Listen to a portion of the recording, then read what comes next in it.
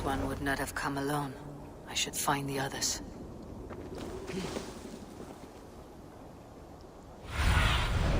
Go, my eyes.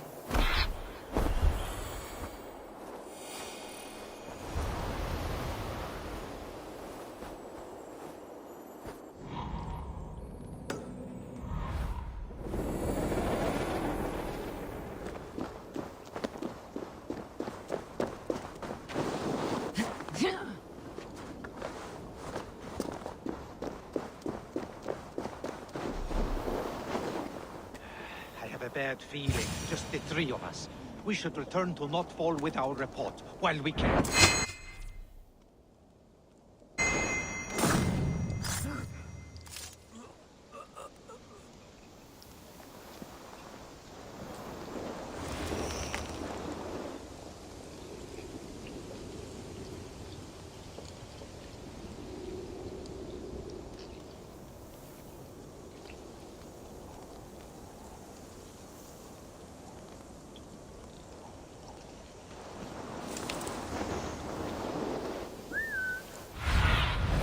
Aid me.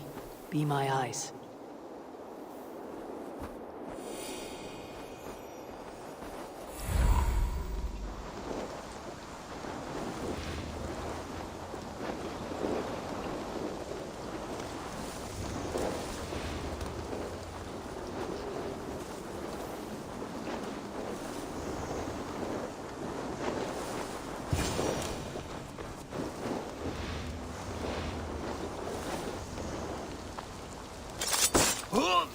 Sigurd must know about this.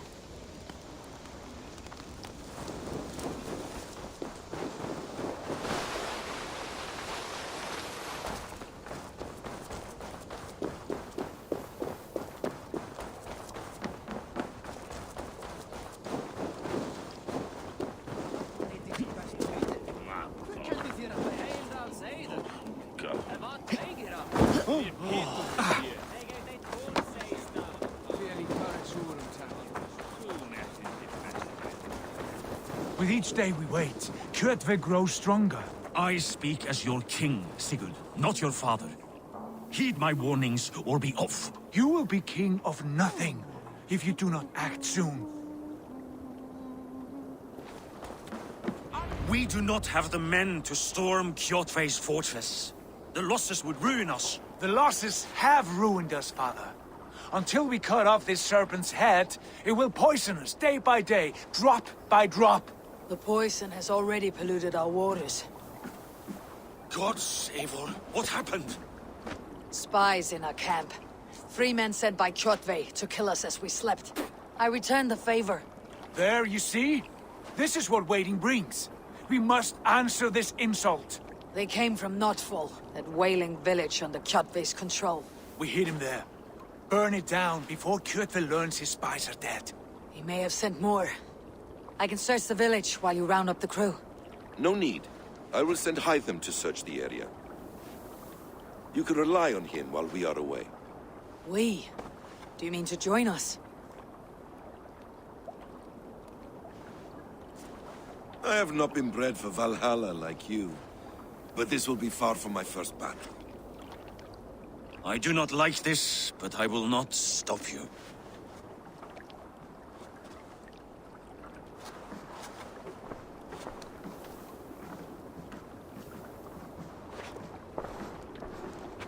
Do not lead my son into the same storm that follows you.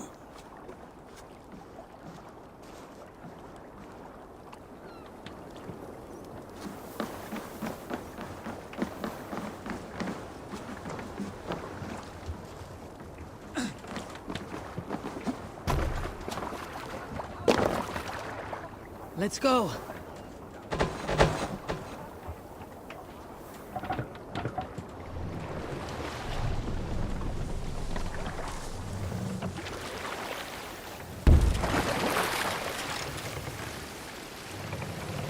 Warriors!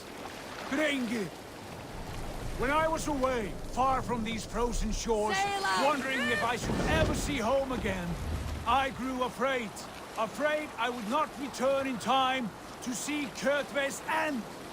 Afraid I would not see him bleed out like a stuck pig in a drift of snow. But Run here up I the am, home in time to join those I have missed, those I love, in this glorious fight. Today we seize Notval from Kjötve. Let's sail! Tonight his heart will Let the pulse sail with out! worry. Tomorrow it will burst from fear.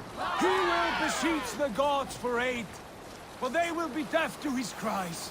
And soon the Raven clan will feast on his dead. You know these isles best, Wolf-Kissed. Lead us to victory. I will show the way, but you must lead us there. Oh, Eivor. I missed having you at my side. How I wished I could have taken you along on my travels. Styrbjörn did not trust fate with both our lives. You have no reason to fear. Together, we are unstoppable.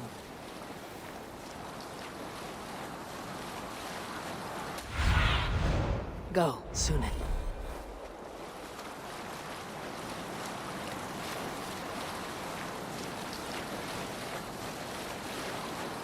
Who'll share a tale?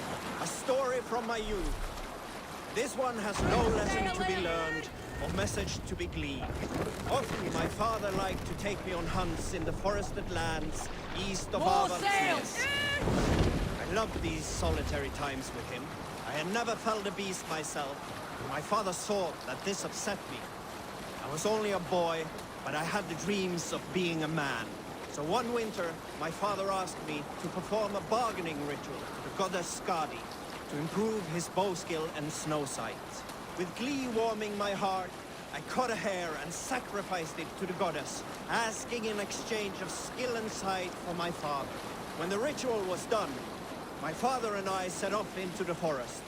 We hunted all day until night fell, and we slew no game.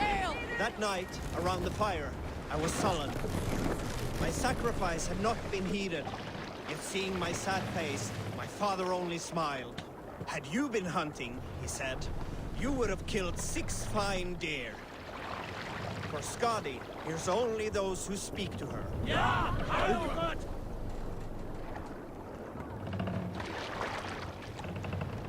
You Salskulls got a story. You may not know this, but Ragnar Lothbrok once asked me to lead his early assault on England myself. This would have been 8, maybe 10 years back.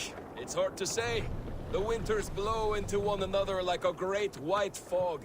But I remember as if it were yesterday. Ragnar appeared at my home unannounced. Naturally, I welcomed him. He had traveled a great distance only to see me. So I poured him ale and fed him bread and listened as he talked. He was feeling anxious about his journey, leading so many men into such a great war.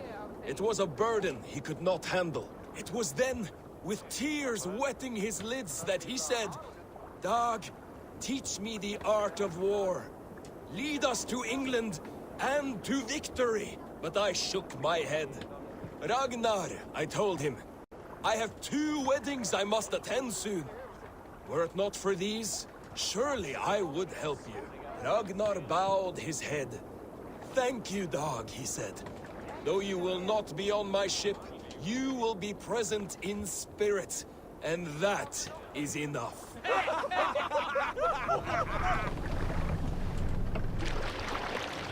Get ready!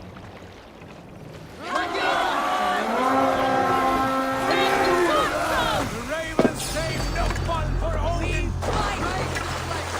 Burn and pillage! Let all who pledge to Kjötve feel the frost of our steel!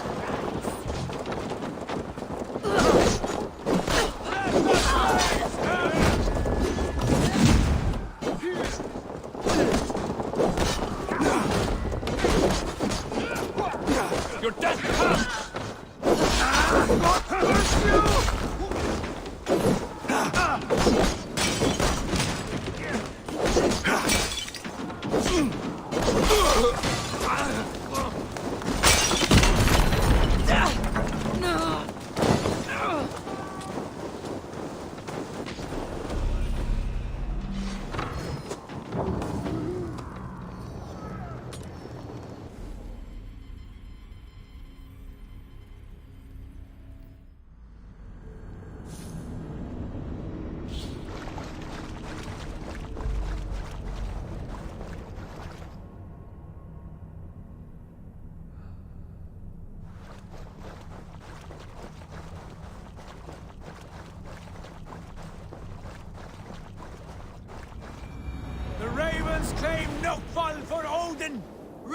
place!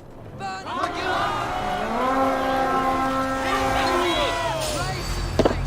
Burn and pillage!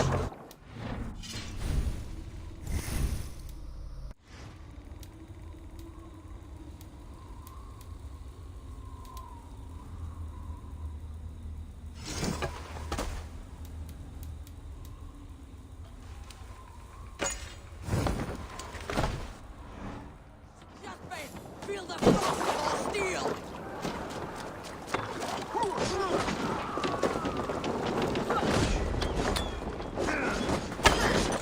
Supply wagons! We still find them!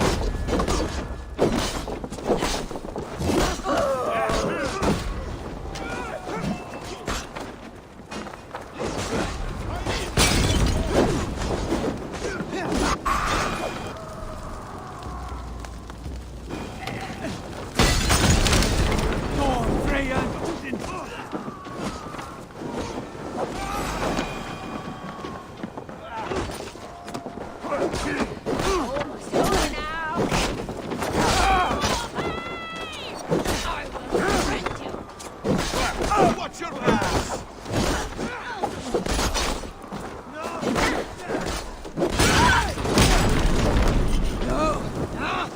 That's new leather!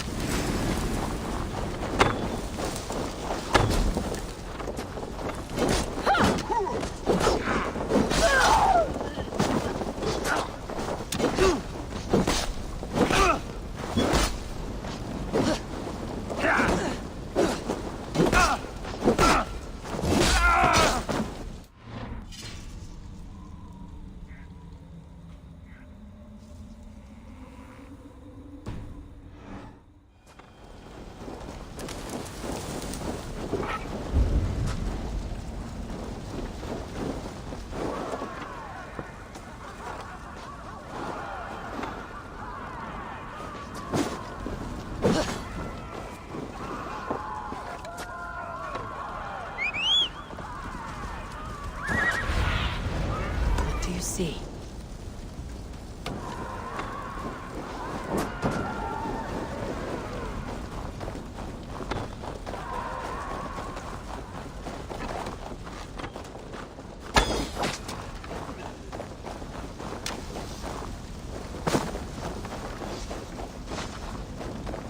A good horse. Let's get out of here.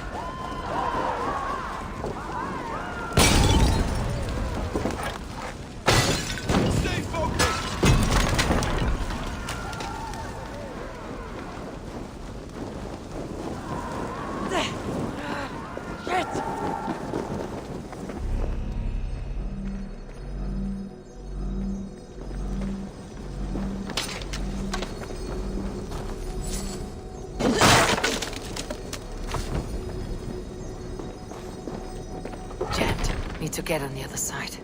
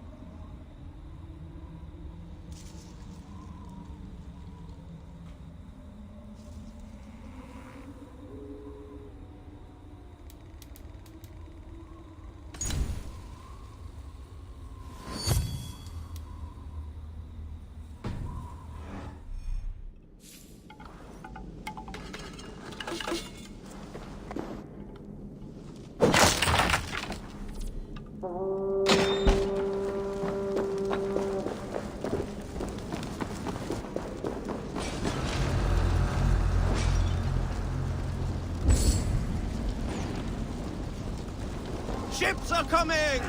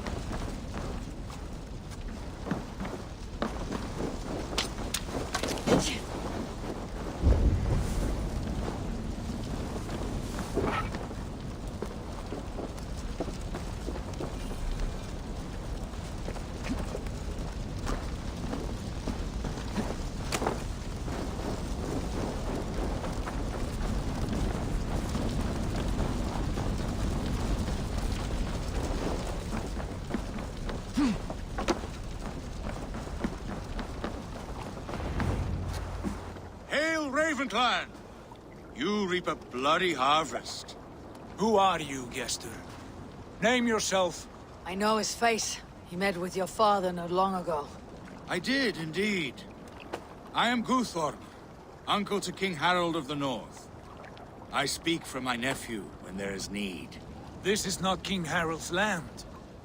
Why does he send warriors so far south? You may ask him yourself, my lord. Thank you, uncle.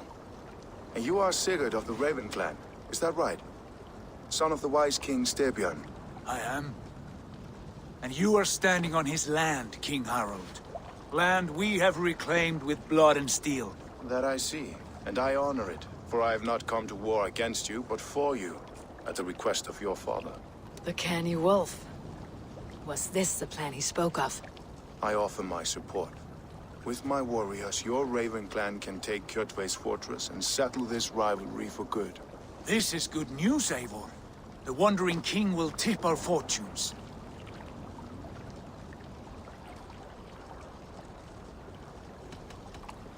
Why risk your men to help us, King?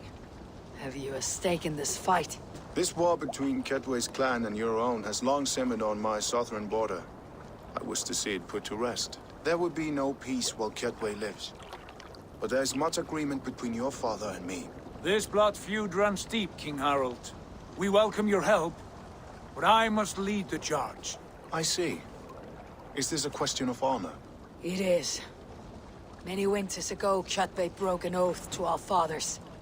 He betrayed a friendly peace and slaughtered many. I understand. Sigurd Jarl will lead the assault against Kjotve and his clan.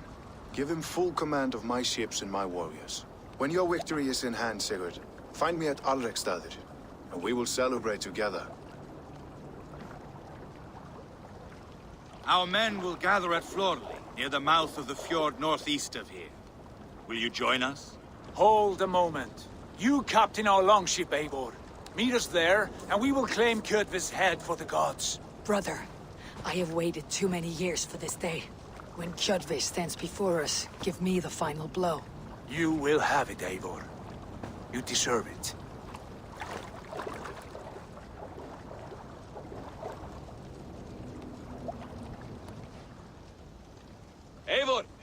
Give us a hand. Harald is generous with his troops. More than I would be. I cannot fathom his game.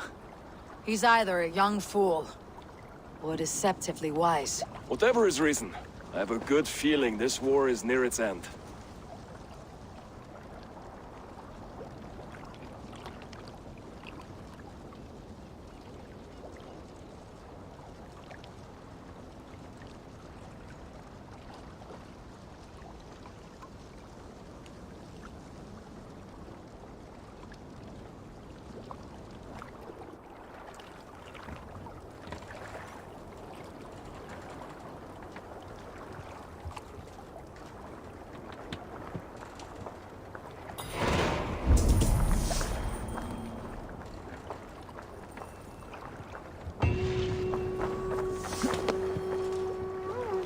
Välkommen after, styrmannen.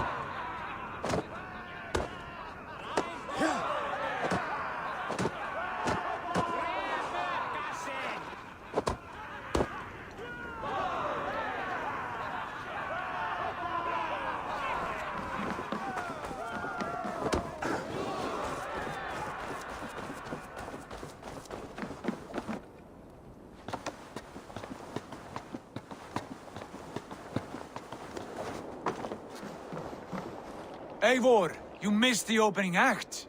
Kjotve's forward camp melted like a spring thaw at our approach. Is it from here we launch our attack?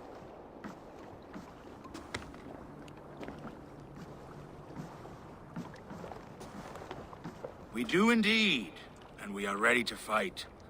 King Harald's forces are well in place. Only give the word. I will, but before we strike, I have a request. Name it. That Eivor may give challenge to Kjotve at the gate of his fortress. A battle to the death in single combat. Is this what you want? Kjotve robbed my father of all honor and dignity. I will win it back. When honor is at stake, let none interfere. And if Kjotve should die before the battle begins, all the better for our chances.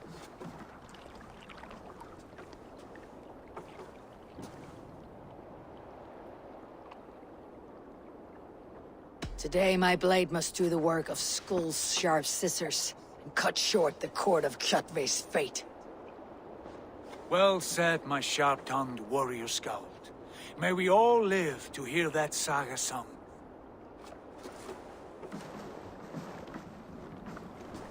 Eivor, a word! Basim, Hytham. This feud is not yours, yet you fight it all the same. I find that strange.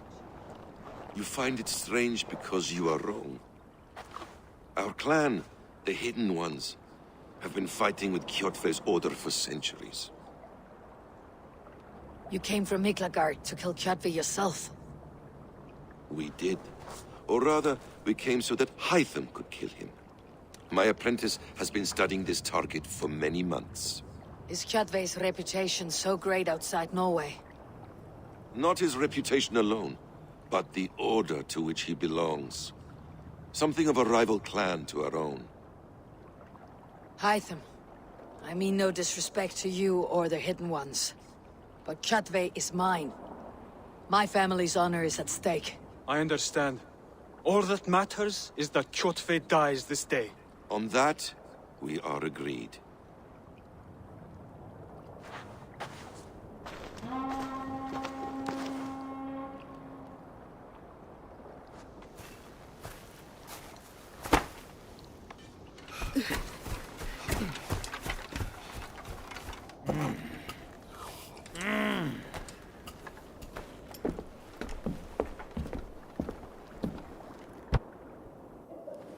Kjotve! Kjotve! Kjotve! Kjotve! Kjotve! Kjotve! Sigurd Whoreson! Slink around my walls like a thief in the night. Face me here now. The fight is mine, Kjotve. Sigurd is only here to watch me feed your innards to my raven. Look at this! Once again, Abel Wolfkist appears to take a swipe at me. This is my father's shame. Today I take back the honor he lost. I call a home gang! Here! Against the Oathbreaker! I will make you beg, as your father begged, Wolfkist. Squeal, as your mother squealed.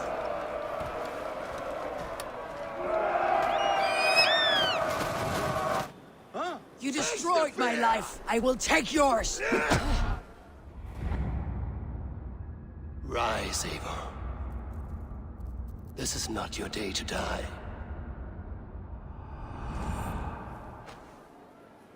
Why do you refuse to die? We are not alone, Kjotve. The Old Father watches.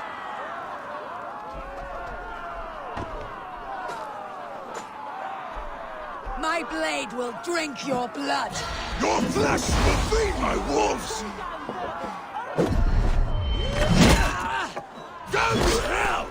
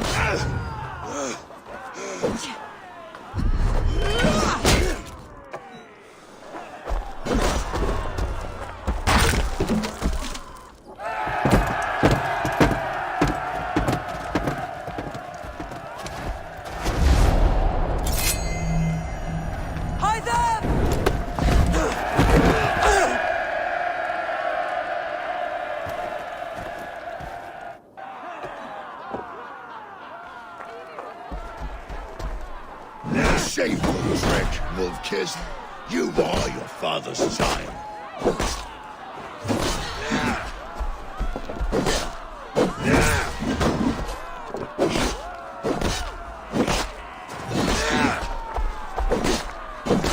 I will have your heart!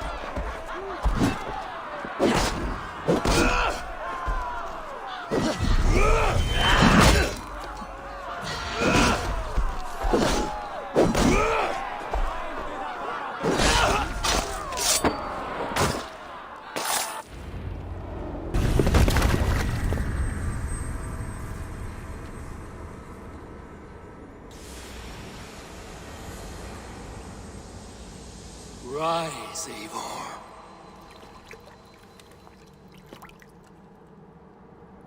And awaken. Odin. What do you want of me?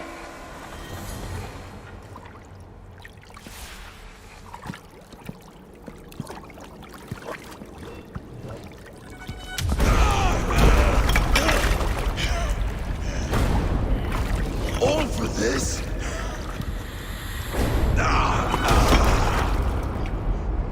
Your coward father, this empty sacrifice.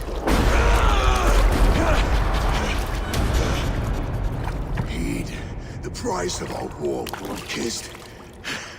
The harvest of 3 dead generations. All their names unknown. It all means nothing. No! My clan will not be forgotten!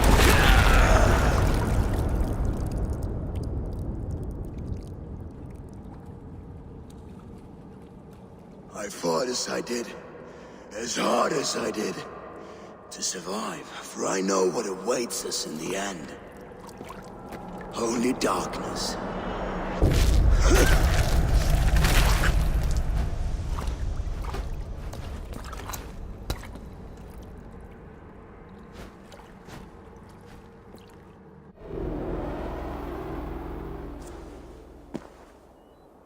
Raven Clan! Your lives are forfeit!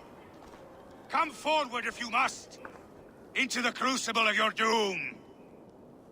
Your father is dead, Gorm! His debt's repaid! Open the gates and you will be spared! Wallow in shit, Wolf-Kissed! Archers, take aim! Ravens, show no mercy! Archers, fire! Give me a hand! Lead on, neighbors! We'll follow you up!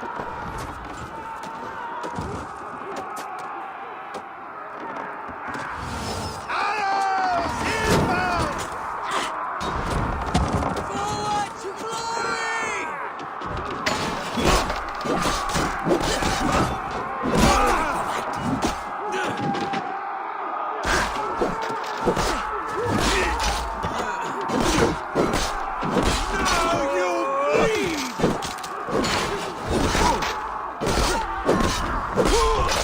Torch, give me strength!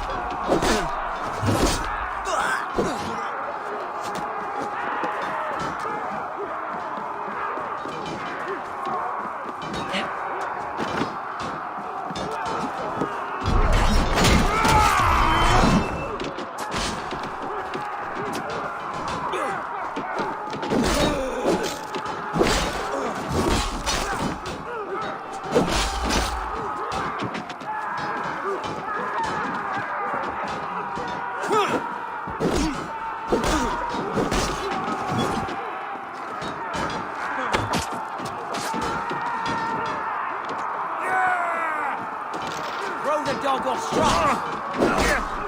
Now you are dead! Dead!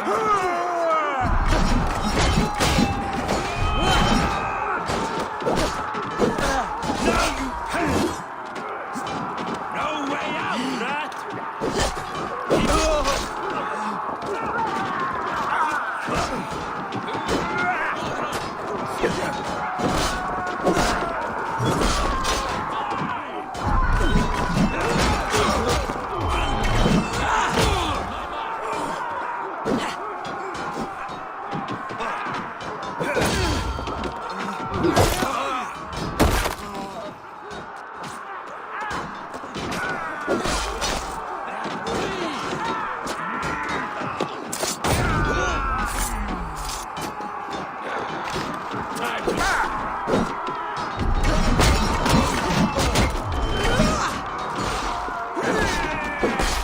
You lose now!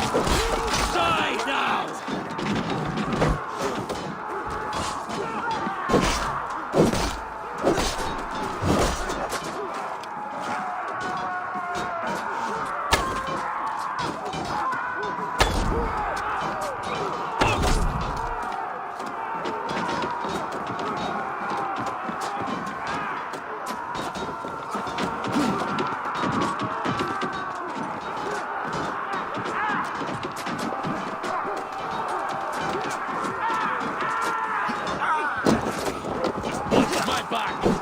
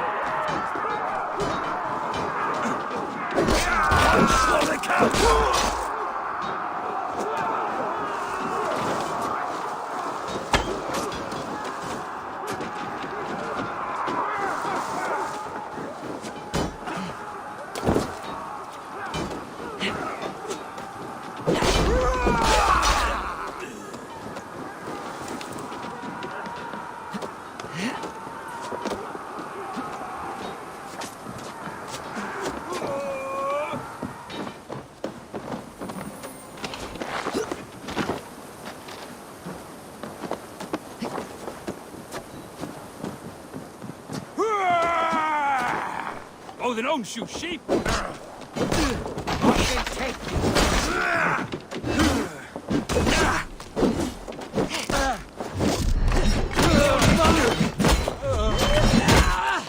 That's it! Die!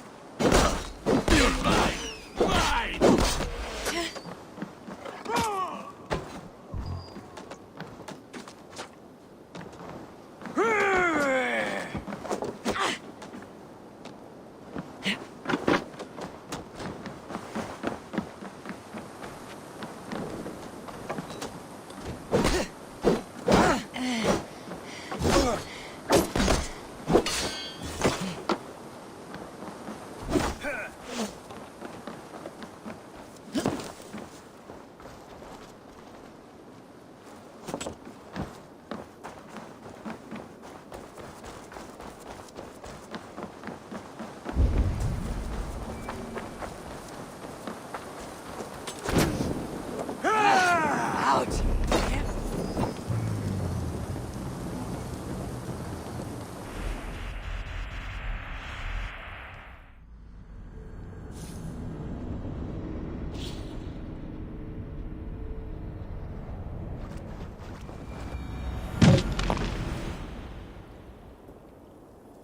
Odin is with us!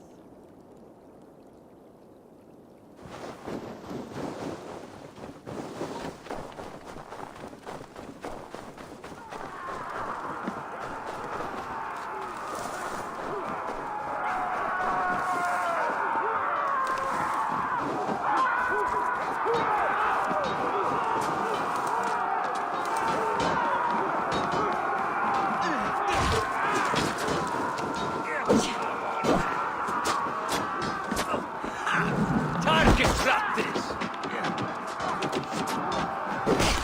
Your fate is sealed!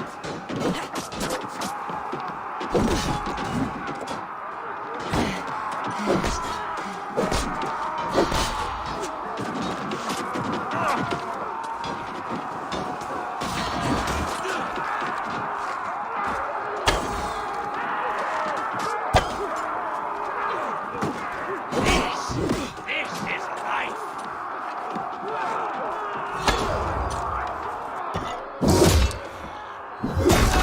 Together, right? Now I'm angry!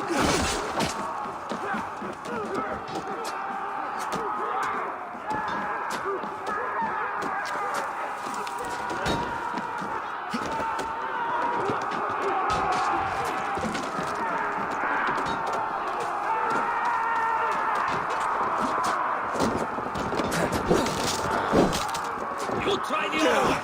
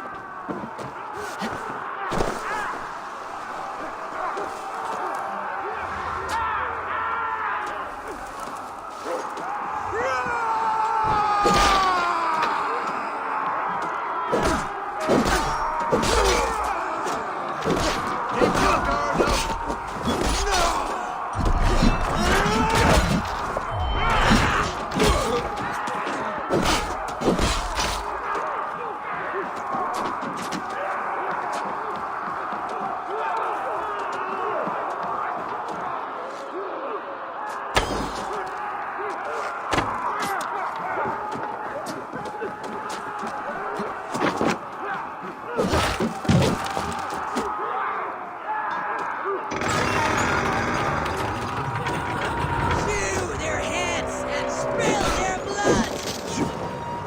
You're mine!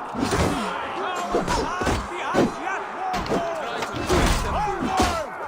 Onward! Gorm fled into the church!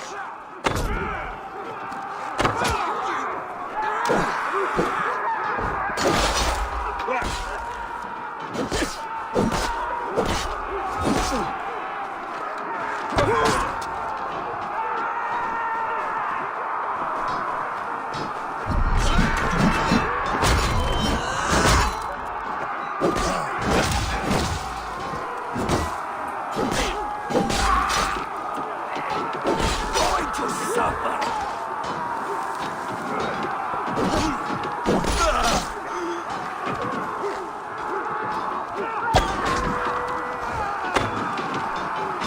Fight smart! Take your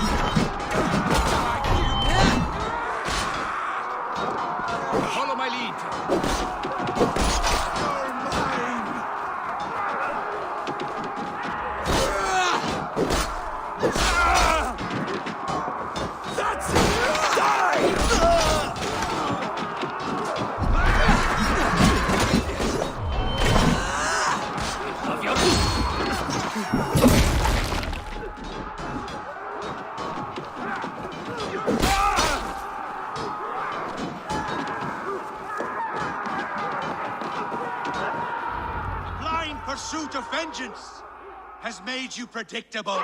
You are a shadow of your father, Gorm. Weak and witless. And you will leave this place as ashes on the wind.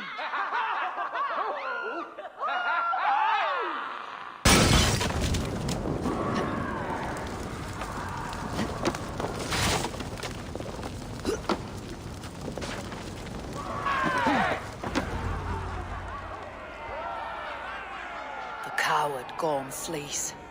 His father dies twice today.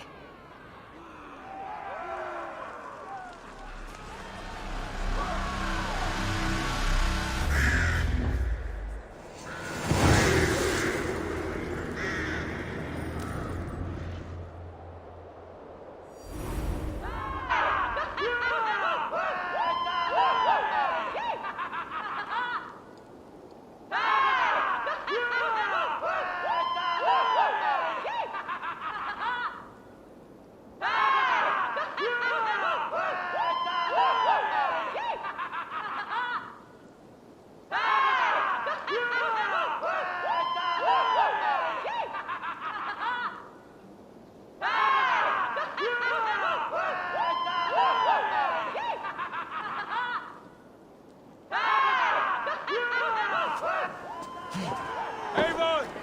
We have the day! Let the coward go! Eivor, the breath of battle rises from my brow. The scouts will sing of this night. We have won the day, but Gorm escaped, fled north to King Harald's domain. Let that bruised piglet run where he may. His father is dead. His clan is no more. We are the masters of Ryjavík. A toothless cub may grow to be a dangerous wolf. Eivor, stop. And listen. You have reclaimed your honor. Enjoy the night's victory. Tomorrow, we will celebrate. You're right, brother. You are always right. Guthormur, relay news of our victory to your nephew, the king. I have done so already, Sigurd. You'll be more than pleased, and will ensure you pride of place at his Althing and Alrikstadir. Tell him we will come, battle-flushed and singing songs of glory. Keep company with kings, and you will soon have a crown of your own. If the fates have spun it so, linger here and loot what you can. I will bring news of our victory to father before he leaves for Harald's Althing.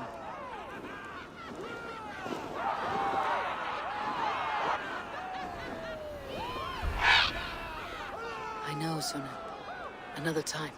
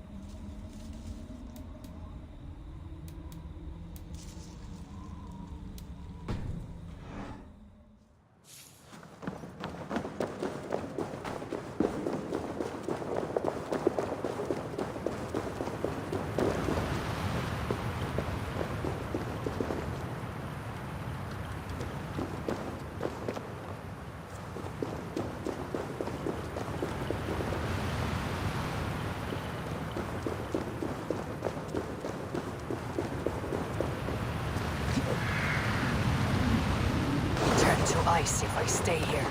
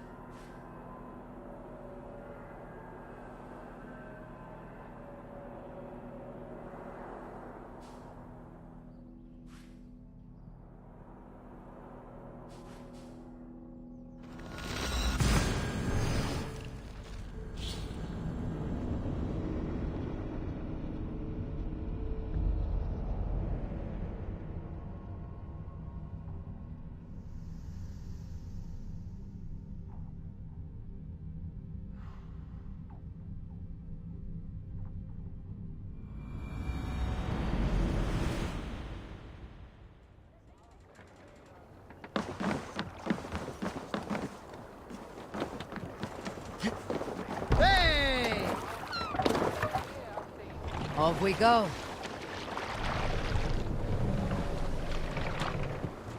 Let's have a song. Can't raise the sail yet. Sail here, Eivor. Sail! Catch the wind!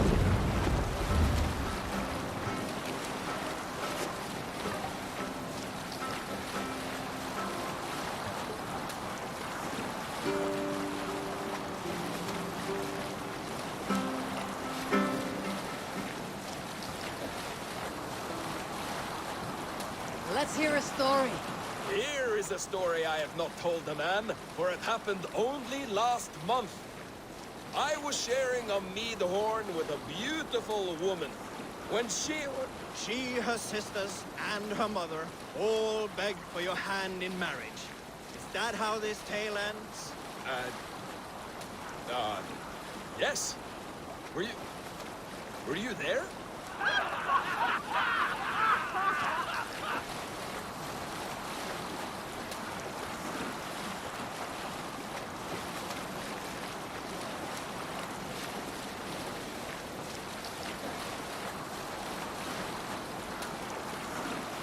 Some sort of...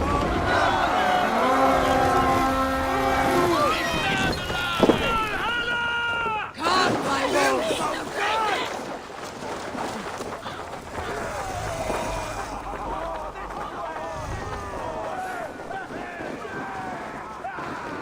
Feast, my wolves!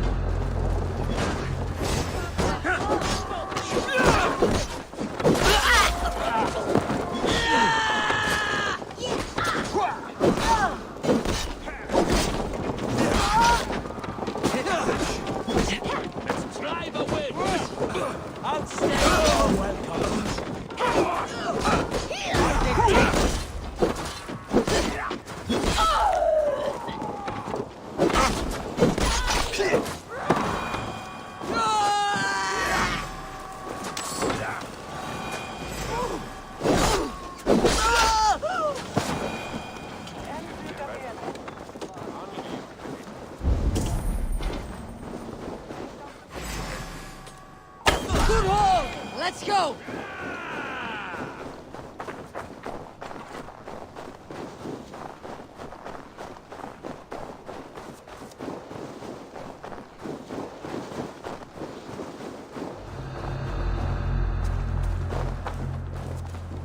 The other side must be barred.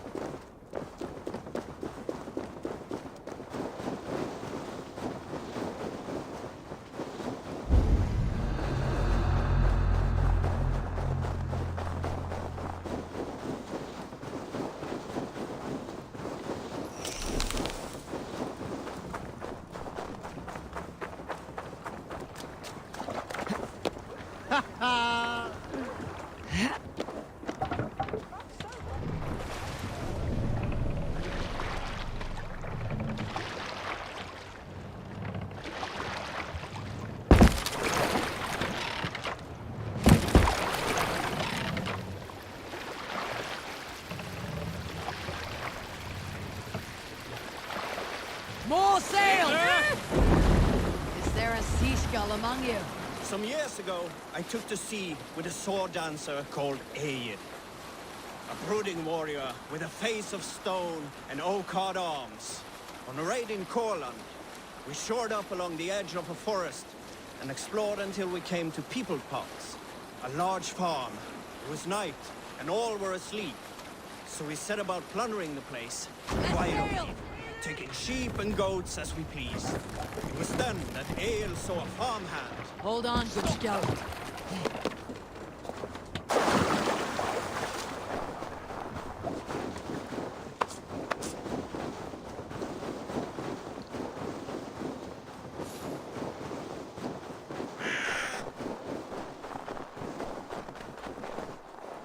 That's not what I was expecting.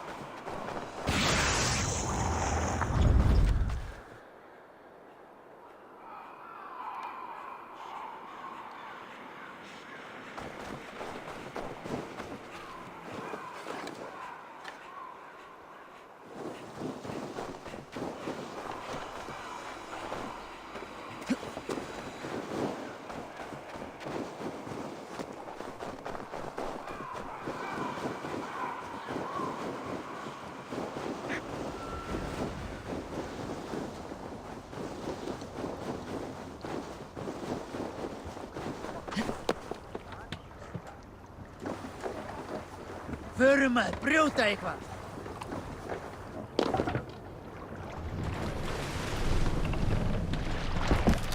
We need an epic tale.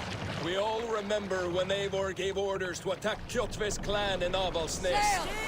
I knew even then our chance at victory was slim. It was a fool's errand. But Eivor demanded we strike, and I am not one to disobey my superior. Such is the mark of an honorable man. You all know what followed. We set upon Kjotve's men and were overwhelmed. You lot were captured and fit to be butchered, and Eivor here, carried off to be sold into slavery, a fate worse than a fine death. But there is one fact you do not know. In the initial fight, I came upon Kjotve, cowering in an empty house. He did not see me, and I came within 2 arms lengths of him. I could have slain him! A fast stroke of my axe, ending our troubles. But I held back. Why? Hey, hold on, you! Because I remembered my oath to Eivor. Yes. Years ago, Eivor had staked a claim on Kjotve's life. So I left the Backrout alone. Yes. A pity, Dag. There is no one living who can verify this incredible tale.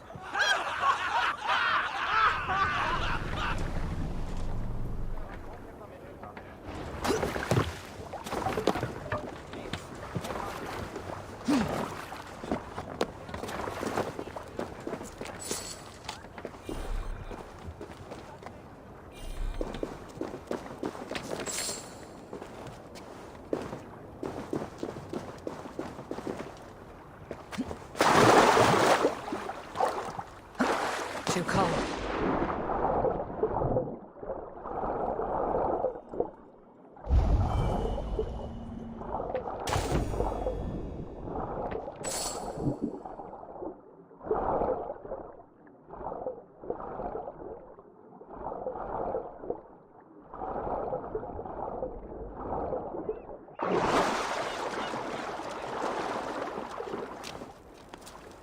Can't remain long in this ice bath.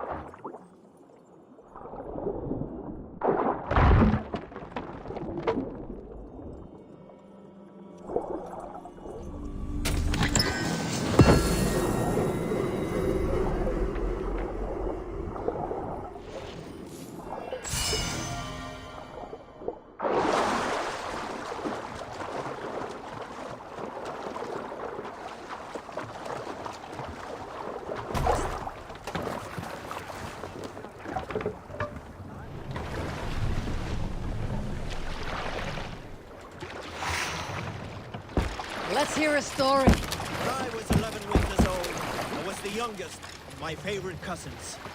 A wild and rowdy bunch of boys and girls. Together with our parents, we attended a feast at the home of Halfdan the Black of the House of Yngling.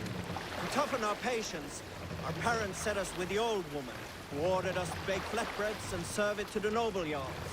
After an hour, the flatbreads piled so high into pillars, you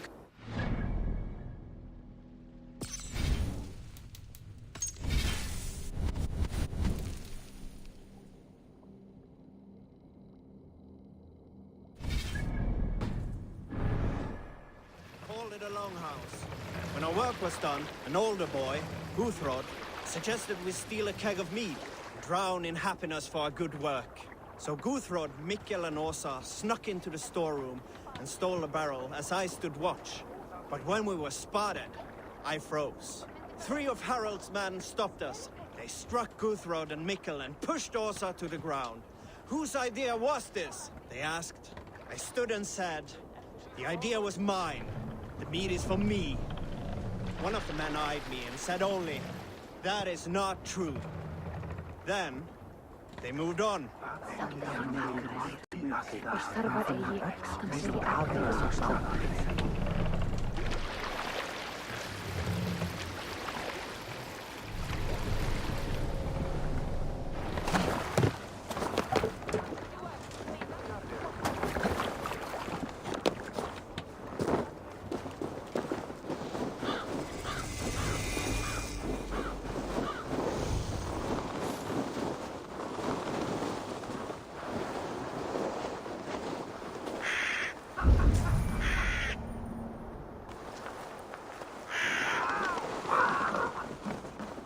Ymir was killed.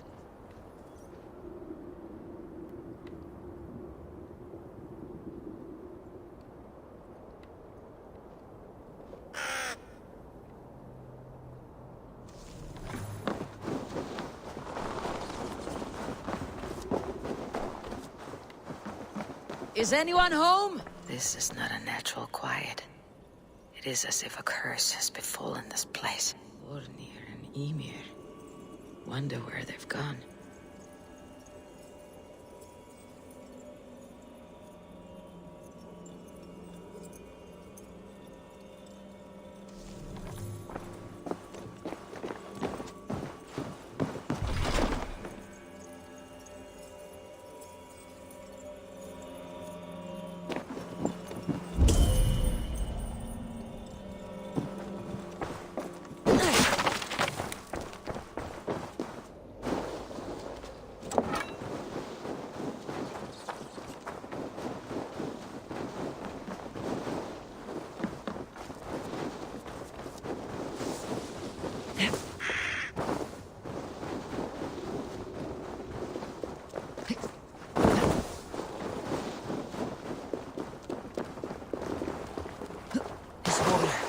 Deadly cold. Yeah!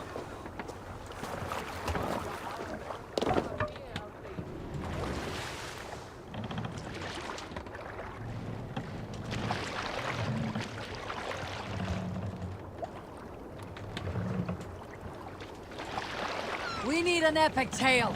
Some time ago, I met a wandering skald in search of a Run up jarl the or stairs! king to serve. He had not composed a verse in years, and was fearful of losing his skill. I said I knew many such great men, a few jarls, a handful of kings by name. But to my knowledge, all of them had many skalds of their own. This poor skald was disappointed, and thanked me for my time, asking my name as he departed. Dag Nithison, I told him. The skald's eyes went wide.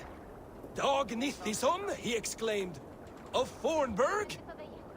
I nodded and said, the very man I am. The poor skald sung to the skies with joy. You are a legend among legends, he said. Let me compose a verse for you, if I may.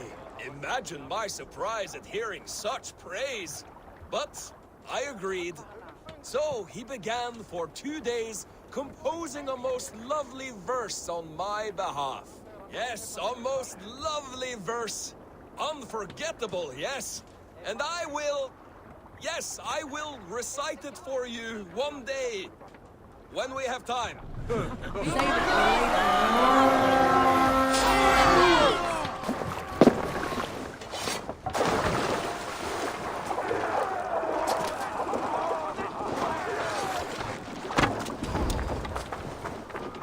the blood price!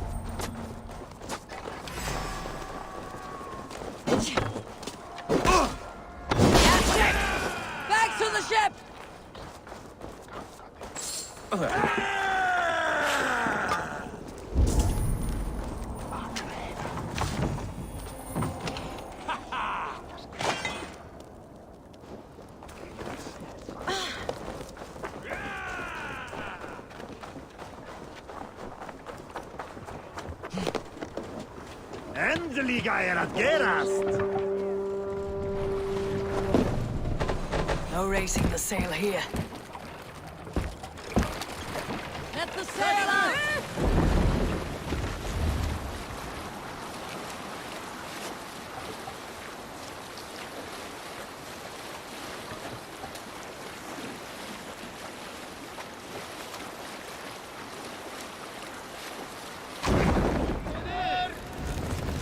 Sail out!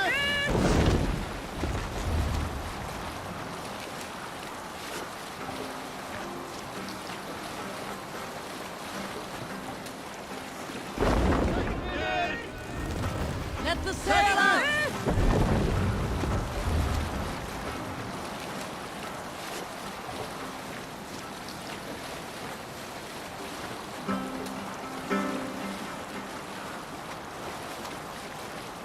You Salskulls got a story. During my 19th winter, King Styrbjörn ordered the construction of a new longhouse. The splendid hall you now see at Thornburg. To build this longhouse, he employed the help of 20 men.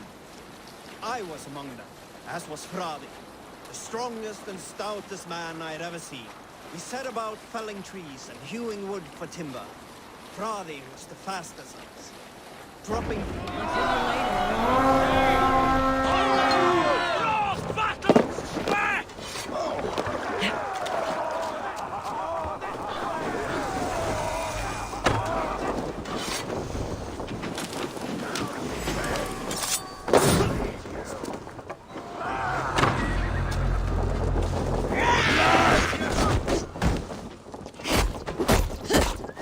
Stick with me!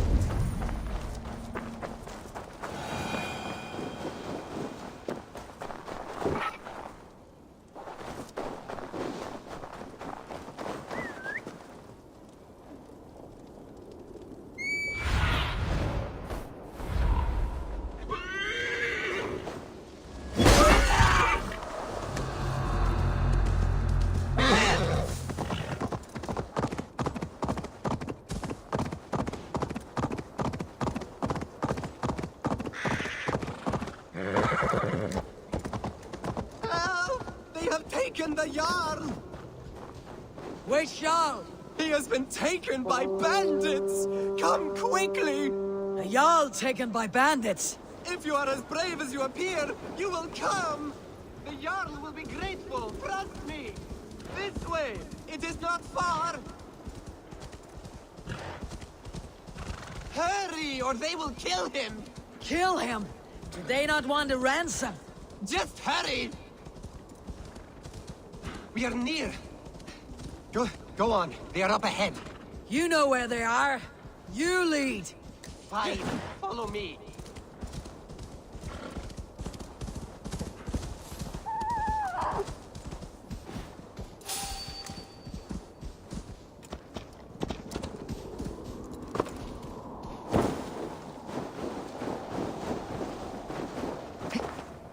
Norway belongs to the Norse!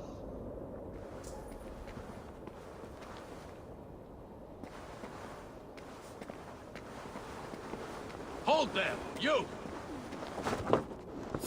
Wait! You are Odins!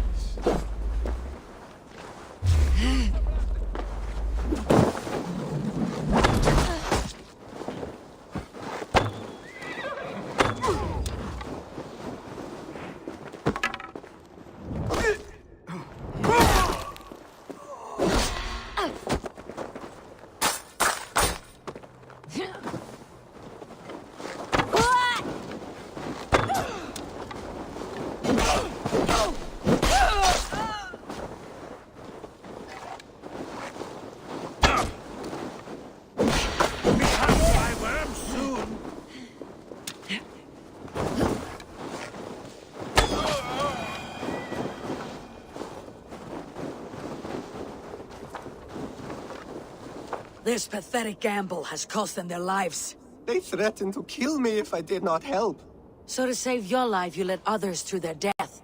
Our village was burned by Kjotve the Cruel. We had to flee to the forest. Those who survived grew mean and desperate. Olaf, one of the men you killed, said we had to fight for our land. But he only wanted to kill for silver. There was no need for this fight. Kjotve is dead, by my hand. I have lifted his boot from your neck. Olaf, you lifeless fool! You almost murdered our rescuer! Your second mistake was choosing me as your prey. That was not a mistake. You looked like a good fighter. I was hoping you would kill or weaken Olaf so I could escape. You are young and still foolish, so I'll spare you your life. But cross me again, or harm anyone I cherish, and you will join your friends in Helheimer's foul forests. You will never see me again. I will be a white rabbit in the snow.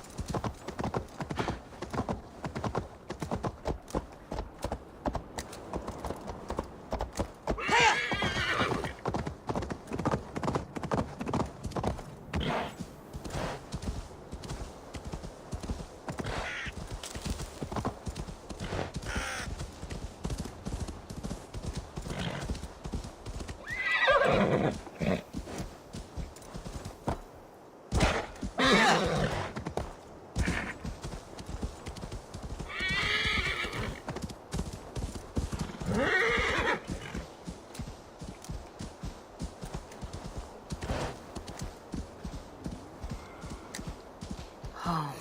Or it was home once. Now it is nothing but bone.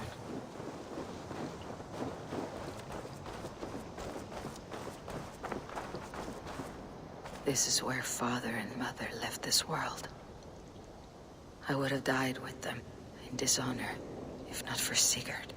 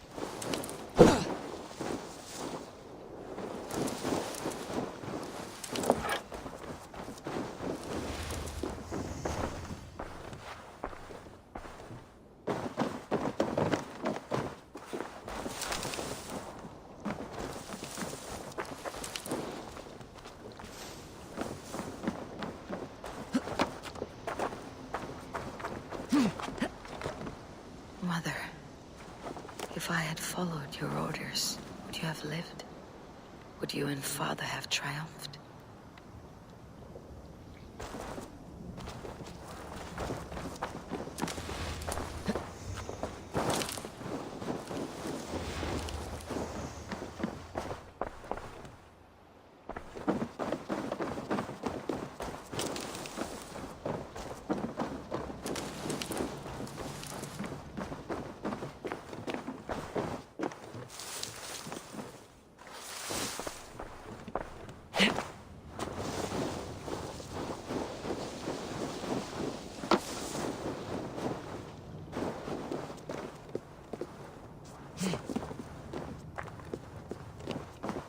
When father first showed me this passage, I was so excited. I won every game of hide and fetch after that.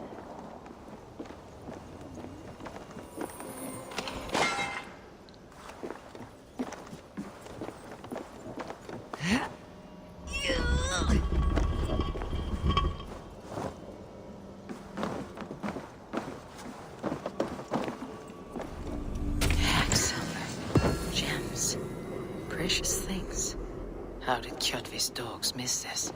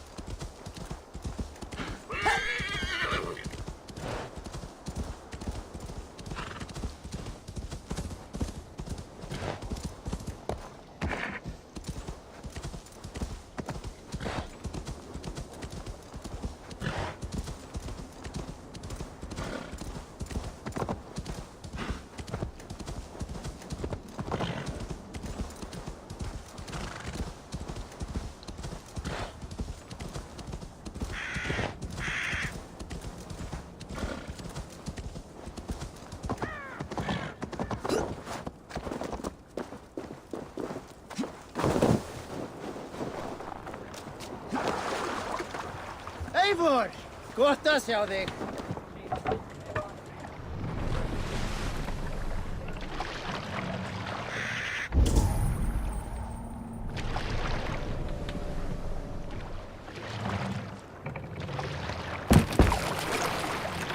Need to row our way out.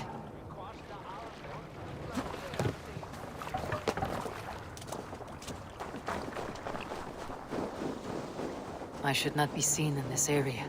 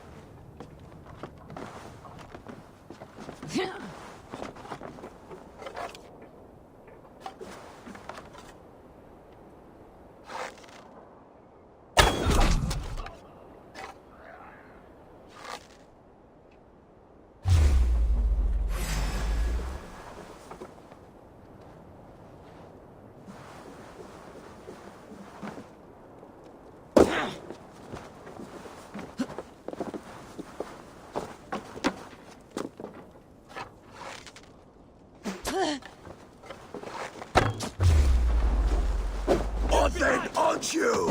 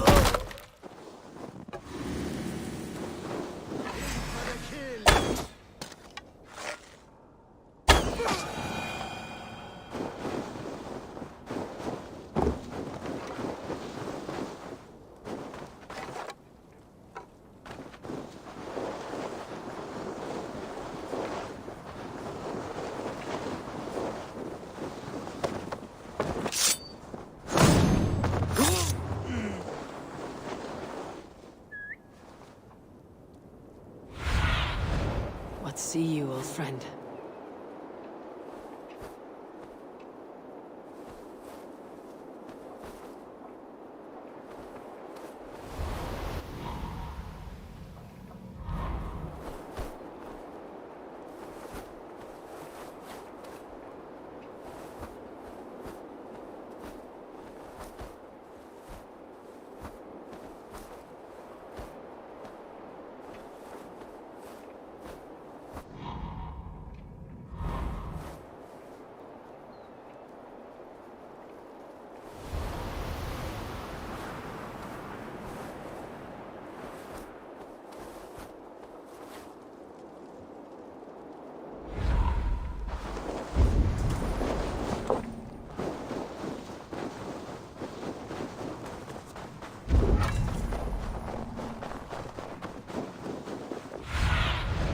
Stretch your wings, Sunan.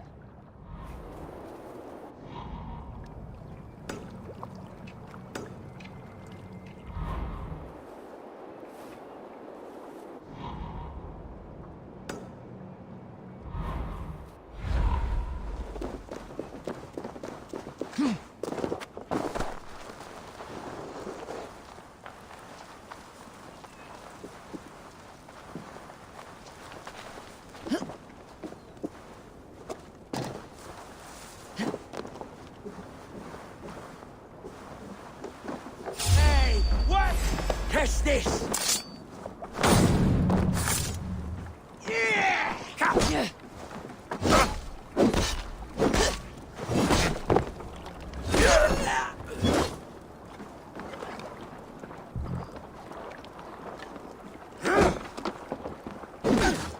In step with me! You run like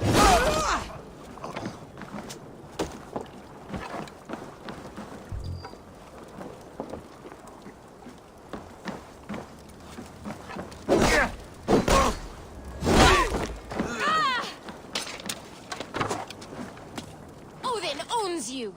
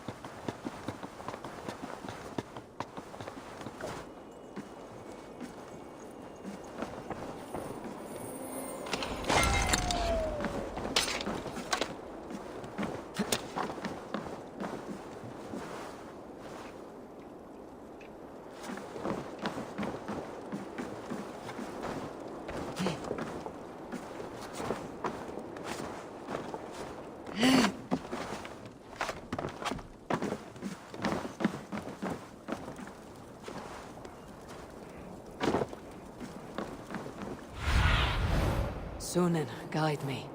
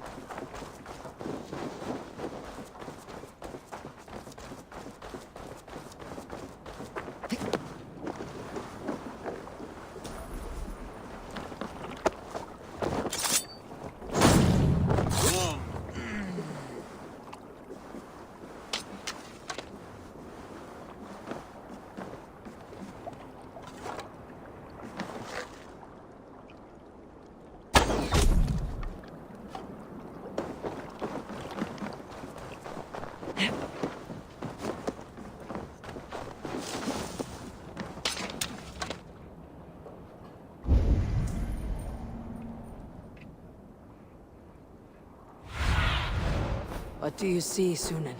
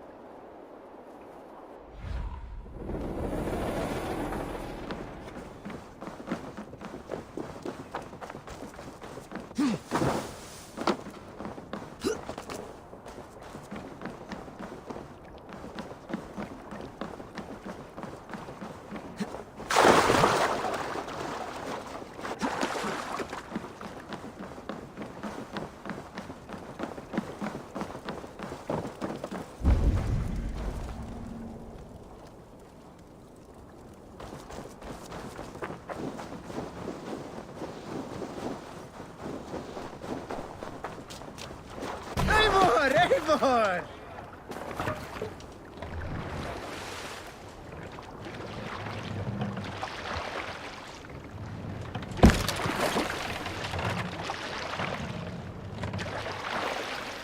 You must row in these waters. Shall we raise the sail, Eivor? More sail!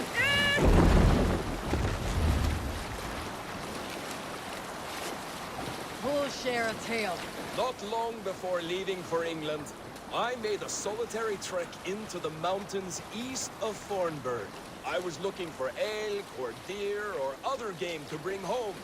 But my luck was poor, and I could find nothing worth my arrows. Coming up over a rise, I saw a rounded mountain ahead of me, with a strange narrow slit in the earth, running left to right. There appeared to be fresh water in this crevasse, which was strange, for it was on its side. As I approached, the ground rumbled and the crevasse shuddered. Then it opened, as wide as a lake and ringed with color. Stepping back to take in the view, I realized with a shock what I was seeing. The Eye of Jormungandr, the World Serpent. Yes, he sleeps near Old Thornburg, blessing us with his dreams. Oh, if we could return there now, I would show you the place. One day, maybe. One day I will show you the place.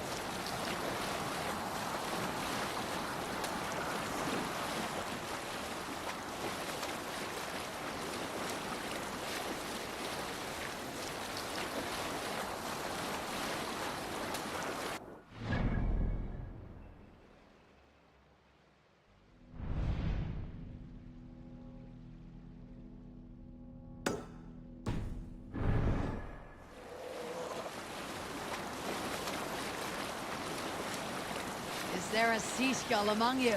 Here's a tale to tickle your sides. The winter before, I was drinking in Stavanger with some companions. With us in the mead hall were men of Bard Jarl's clan, one of which was a poet named Halli, called Sarcastic Halli by most. 7 ale horns into his night, Halli stood upon his table and called across the room to another man, a skald named Tjodolf. Tjodolf, he yelled. I can compose a more beautiful poem with my belching than you could with your tongue and fine words. The room laughed. Tjodolf loudest of all. I accept your challenge, Sarcastic Halli, he shouted. Allow me to begin. Rudolf then spoke this verse. Sad Hully drowns in horns of hubris, squeaking like a stoat, yet proudly the pup calls it poetry. The room laughed again, with Hully joining in. Then, Hully tripped across the room and opened his mouth to speak his verse. From his throat erupted a jet of vomit into Rudolf's face. His only composition that night, of which he seemed most proud. You Salskulls got a story. Oh, you have likely never heard the story of the time Odin and Freya appeared before me on a dark winter's night. They called you their orphan child, yes, dog. We've heard the tale as often as the sun has risen and set.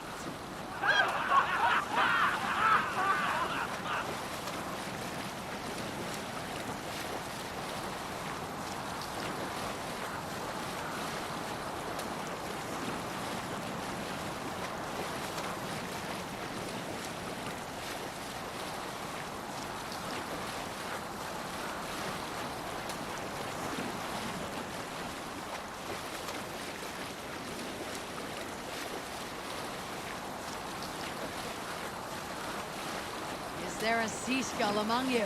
I know a crazed man about my age called Rokur, who we had taken to calling Rokur the Rodent for his habit of collecting axes. For 20 years he collected axes of all make and size.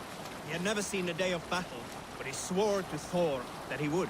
In his 31st year, after drinking too much ale, Rokur seduced another man's wife. That man called a holmgang against Rokur. Rokur accepted the holmgang, and on the agreed-upon day, he laid out 12 of his axes and asked, "Which of these will I use to slay you? Will it be Bone Splitter?" he said. "My bearded blade inscribed with Seidr runes, affixed to a handle of English oak? Or Blood Fountain?" he continued. "My Dane axe, which swings through the air on 2 hands with the speed of an arrow's flight? Or might it be Twin Wolf Wounder?" Rokur growled, growing even more bold. A fierce pair of throwing axes. At that moment, the man who had challenged Rokur brought a large stone down upon his head. Rokur died instantly, and his axes were given away as gifts. We'll pick up from there.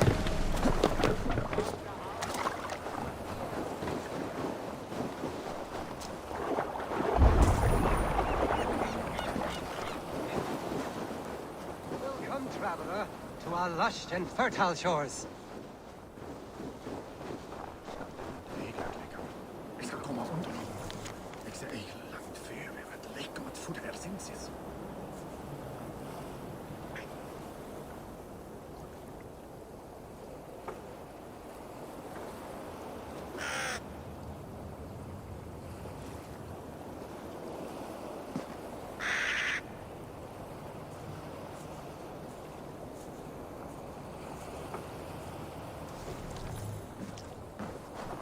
I did not expect to find anyone on this island.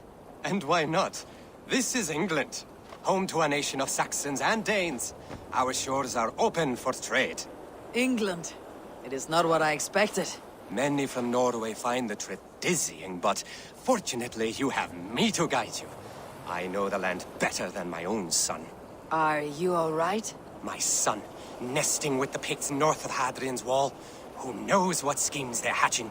Or the sort of people they might send to spy on me. You said something about a tour. Of course, a tour. Follow me.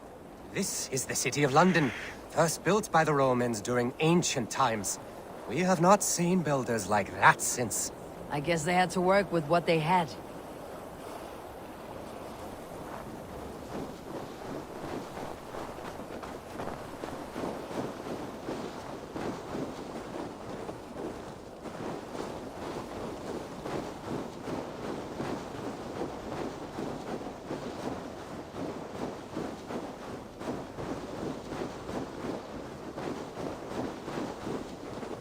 These are the Dover Cliffs, famous for their bluebirds.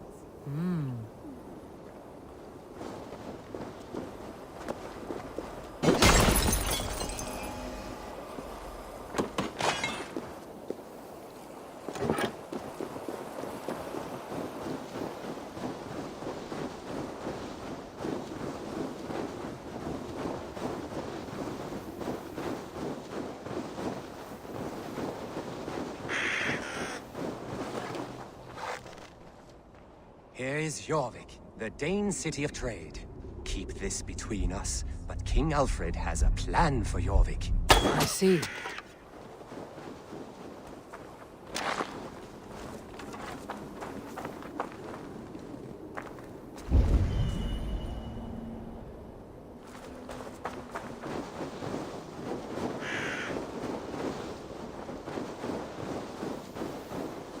This is Hadrian's Wall, our last line of defense against the barbarous Picts. It is a line of swords.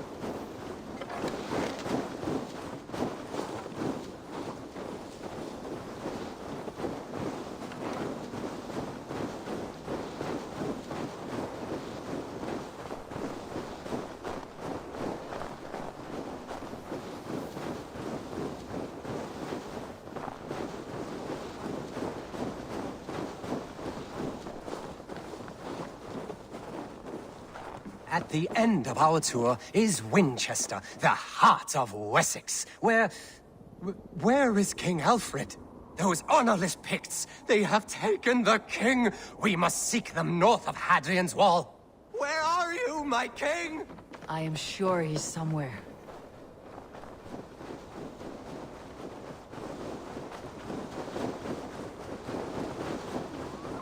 Do not worry, my king. I am coming.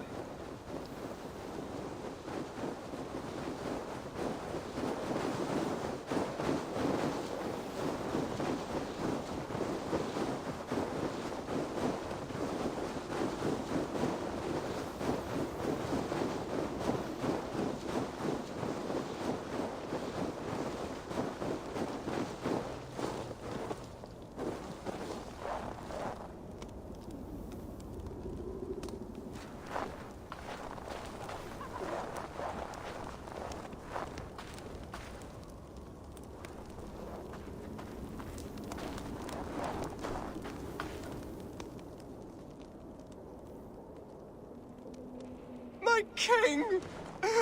What happened? Why won't you speak? Who in hell's name are you? Why are you going through my things? Thor's balls, you found it. Why did you take it back? You set him off again. Traitor! The king won't speak to me. You cut out his tongue. He has no tongue! Because you cut it out. You are his son.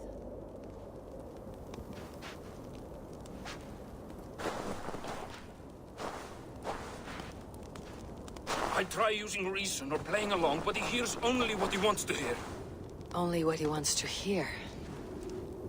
I have an idea that could help, if you let me. Old man, your king is worn out from his ordeal. I can hear him speak, very softly. He's praising you. He wants to thank... Heesing. He wants to thank Heesing for his loyalty to the crown. What else does he say?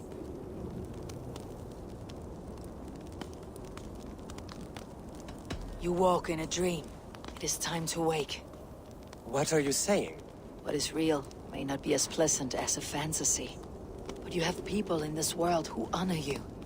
It does not matter what you tell me is real. This is what I believe. I believe Alfred has sold us out to the Picts.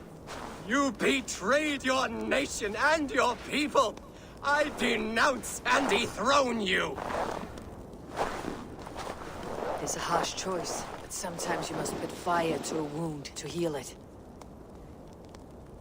Forgive my ill will. I knew this would be a difficult end, but sometimes the weight bears down heavily.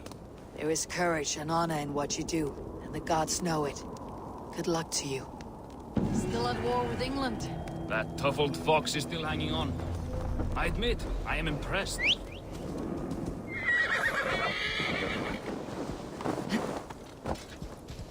Hey!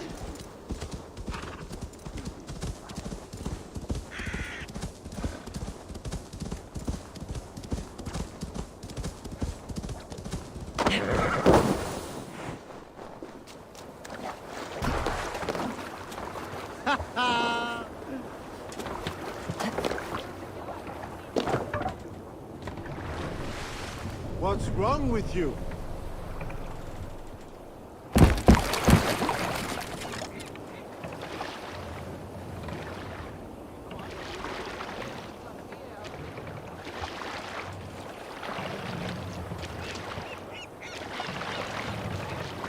Are you feeling all right?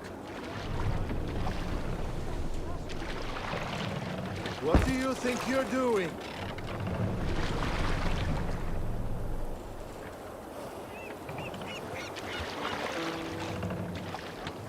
Are you feeling all right?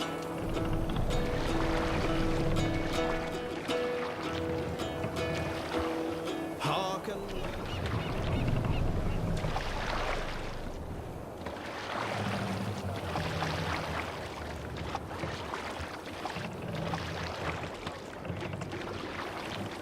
What do you think you're doing?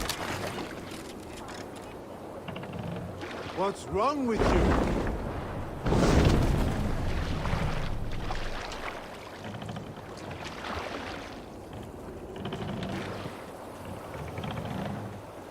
Are you feeling all right?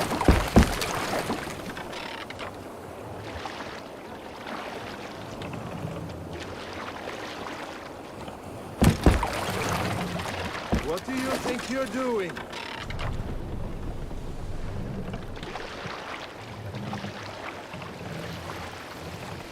Sing us a song. We'll share a tale.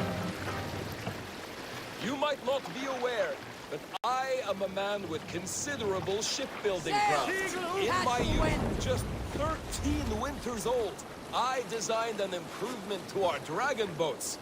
One that gave them extra strength. It is so common now that none remember my genius design. But at the time, I was praised from the top to the bottom of Norway. I had been out sailing with my father when we hit a rough patch of ocean. Our boat trembled like a frozen skeleton. We nearly broke to pieces, but I was not afraid. I was transfixed by the ship itself, watching it bulge and heave. As men screamed around me, I devised improvements to keep the hull solid and shapely. When we returned to port, the men vomiting and weeping around me, I shared my ideas with my Jarl. He thanked me well. In time, all our ships used my new design, and soon all of Norway. So you may thank me, not the gods, for our smooth passage here. We need an epic tale. There was a woman called Nal, who came by ship to Fornburg and heralded, demanding to meet King Sigvaldi, Styrbjorn's father. Nal was from Gautland. She was tall and rugged and strong, and everyone who walked near her said she smelled of men's blood. When her message was sent to our king, Nal was made to wait a full day. Yet she did not complain. She watched the waves and sang songs. Night came and went, and still Nal sat by the shore of the fjord singing her songs. She skipped rocks with children and smiled. As the afternoon of the second day approached, King Sigvaldi's messenger reappeared. They spoke quietly together. At last, the messenger stood back and waved to some men nearby. 3 men bearing 3 chests of silver approached quickly. They set the chests of silver in Nal's ship and stood back. Then Nal stepped forward, swinging a large, bloodied sack before her. Nal opened the sack and emptied it on the shore. 7 pairs of hands tumbled to the ground. Nal then mounted her ship and sailed away.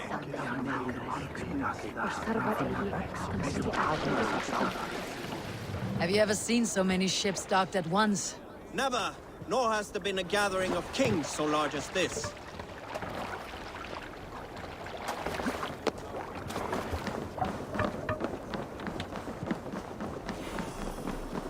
Reyndar búa við nú höllina.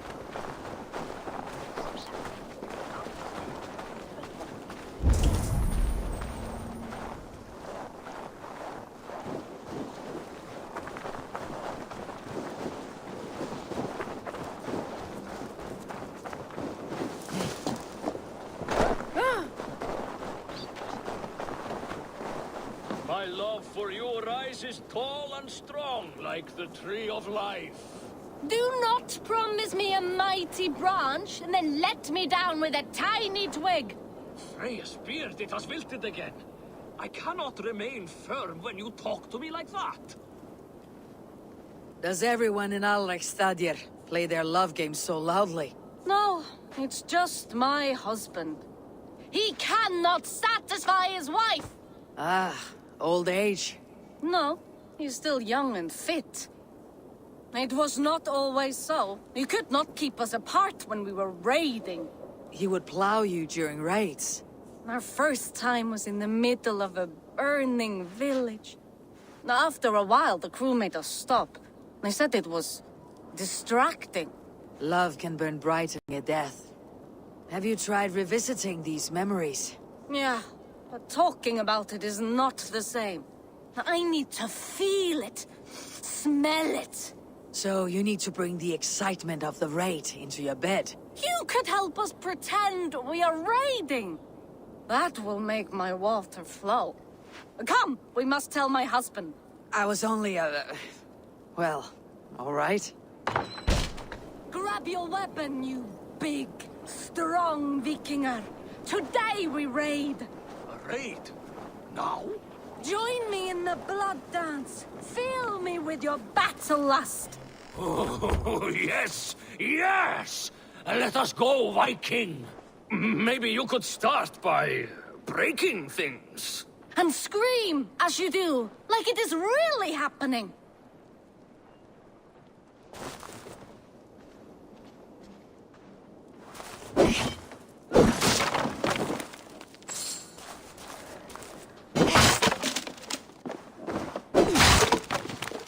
Maybe you could start by breaking things. And scream, as you do, like it is real. It is amusing, but not arousing. Yeah, it does not feel real enough. Maybe you need more fire, like the first time. Yes! Burn down our house! Burn it to the ground!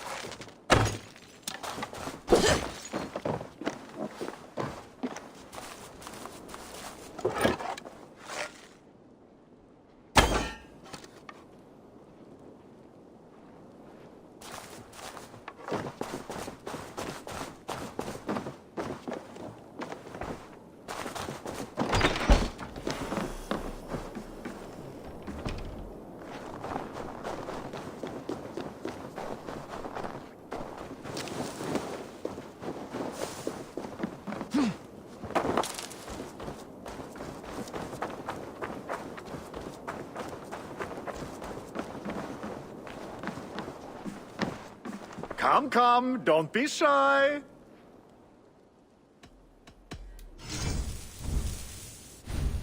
Made with the finest ingredients.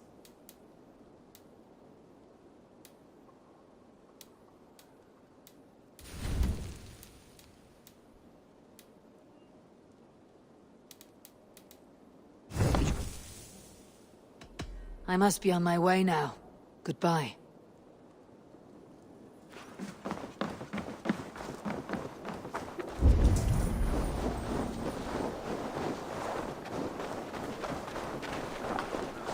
Your clan is a foul stench. But we are strong, Andy. Yes, strong with stink. Step closer, Sealface, and say that again! I said your stench is strong. That's your only strength. Your stench. I will feed your teeth, wrapped in your tongue, Vakrout. Ah, a thirsty foe. Down it faster than me, and you are the victor. Got a wager in you. Put your silver on the barrel. All in. Skål! Ha! We drink!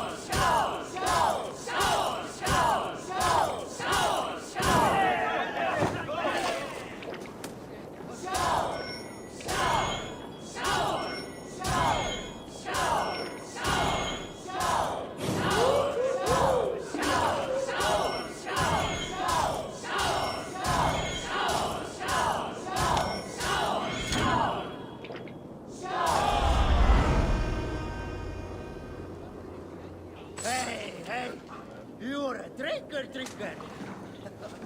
I've an iron stomach and a powerful staff.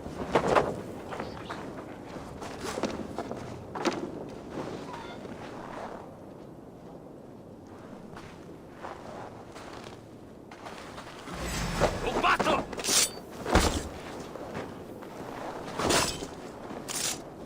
Make all father proud!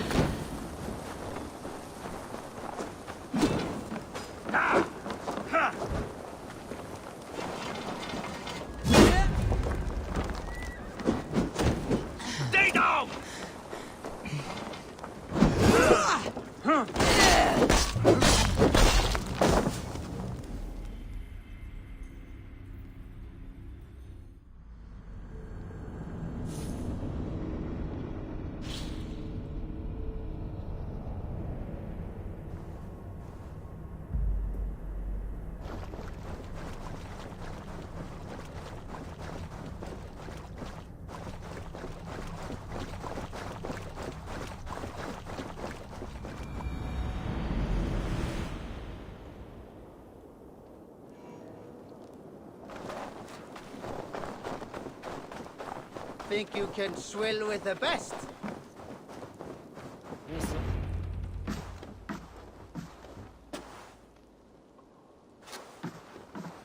You have just won your heart's desire, Eivor. Yet by the look on your face, you have lost your will to live. Gorm is here with the last of his men. Why does that troll dare to show his face? Leave it for another day. We are here under Harald's truce, and Gorm is too weak to try anything bold. He's a seed stain on his father's trousers. I should wipe him from this world. Not tonight, Eivor. Leave it.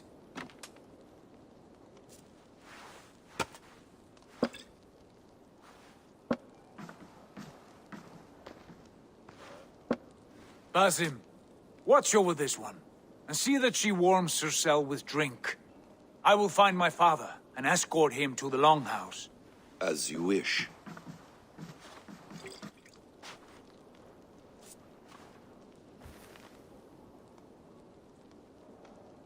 Is Hytham well? He will heal, but never fully recover. It is fortunate that you were able to succeed where he failed. My resolve was strong. When you slew Kjotve, did you see a sigil on him? Silver? The size of my palm, bearing the symbol of an ash tree? Take it. Trade it for what you can. I know where Gorm is camped. If you wish to see him without anyone the wiser, there is a trick I can teach you. Already looking for another apprentice. All right, I'll bite. What do I do? Use your cloak to obscure your face. Blend into the crowd. Divert attention. Hide in plain sight.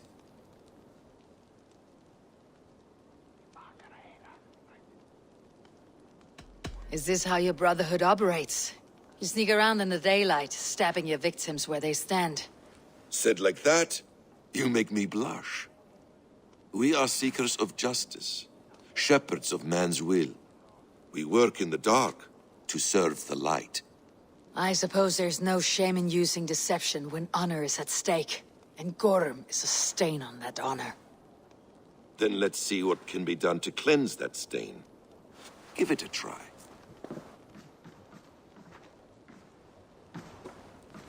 A few things you should know before you step into his camp. Walking unseen through hostile territory is an exercise in subtlety. Be my eyes, Sunan.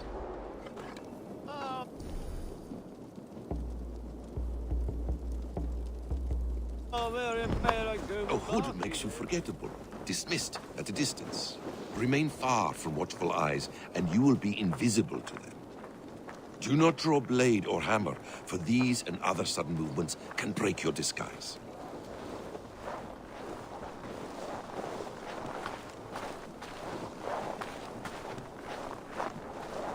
And in case I wasn't clear, you will need to put up your hood for the trick to work.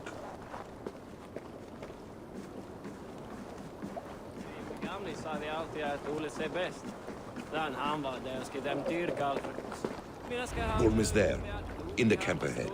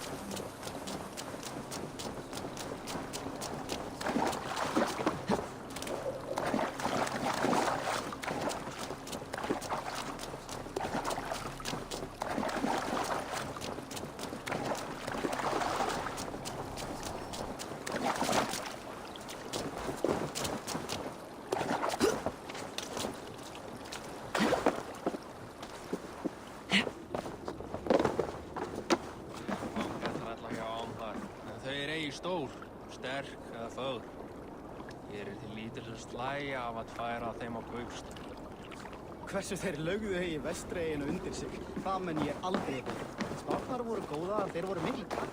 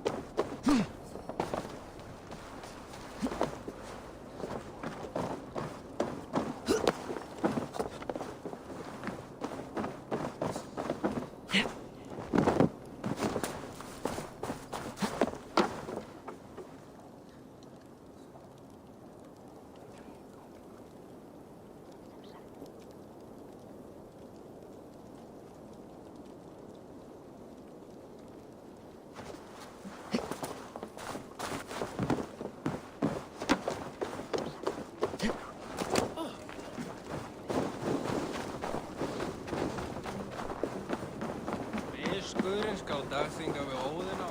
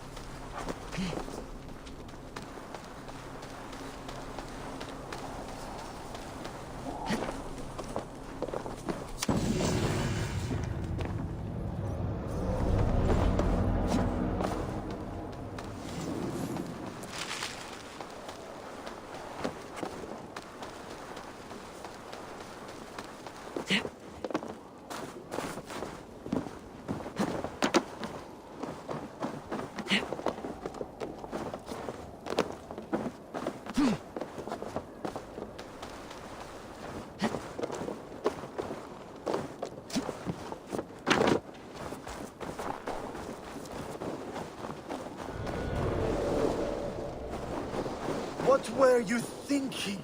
Drinking mead on an empty stomach? You have to eat something before drinking that much. How does that go? Feed before meat. I have some roasted lamb on the spit. Are you coming?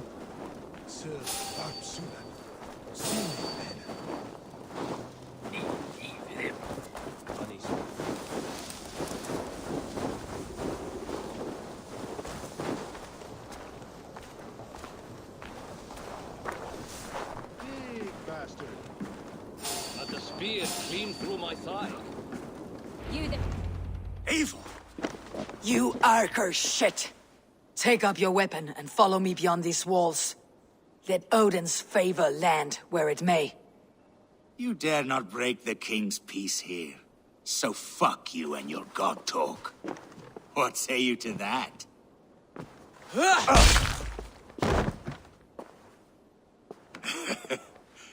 You can beat me, but you will not kill me.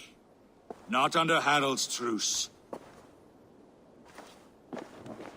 You are all subject to King Harald's truce. Break his peace and you will be cast out of Alrikstad. I will give you no trouble. You were shed into this world without honor, Gorm, and you will leave as a turd, dumped into hell's deepest ditch. Keep crowing, Eivor. You only make yourself an easier target.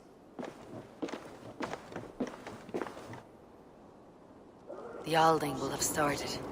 I should find Sigurd.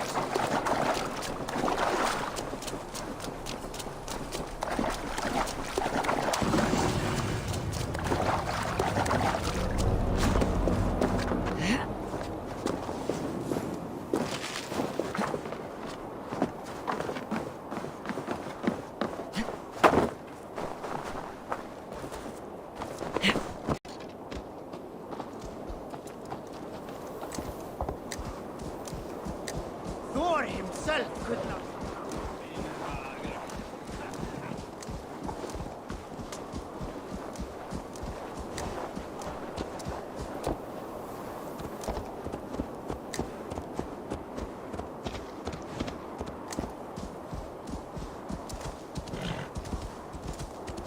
Hvað vildi ég gera að þá?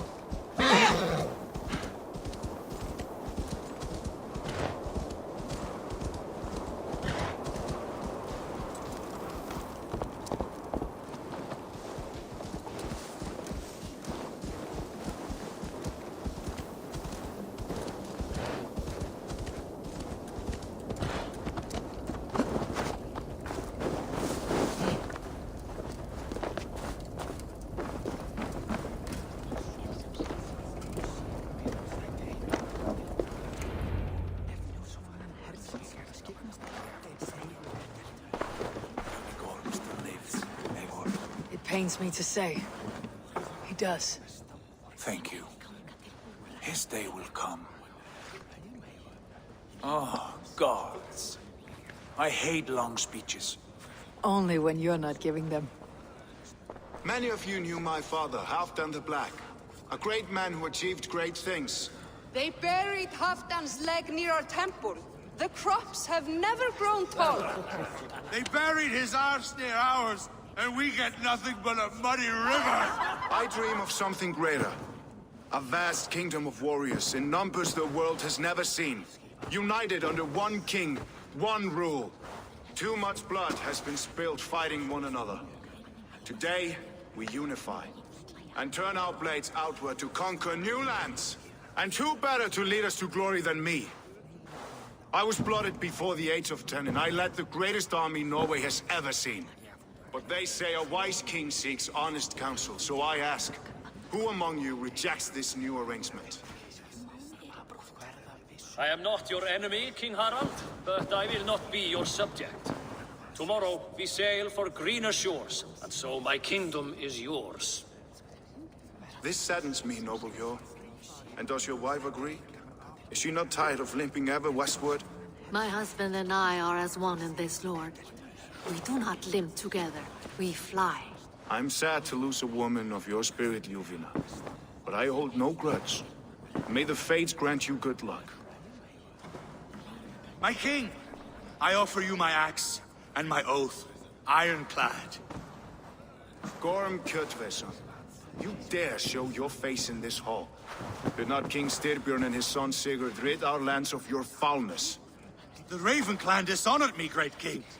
They poisoned my father, Kjotve. They made a mockery of his honorable death. Backrout, you lie! Hold, Eivor. Let it play out. This is a serious charge, Gorm, and a false one at that. My uncle saw your father die. Eivor Wolf-Kissed, you are Kjotve's slayer. This man has slandered your clan. What shall I do with him?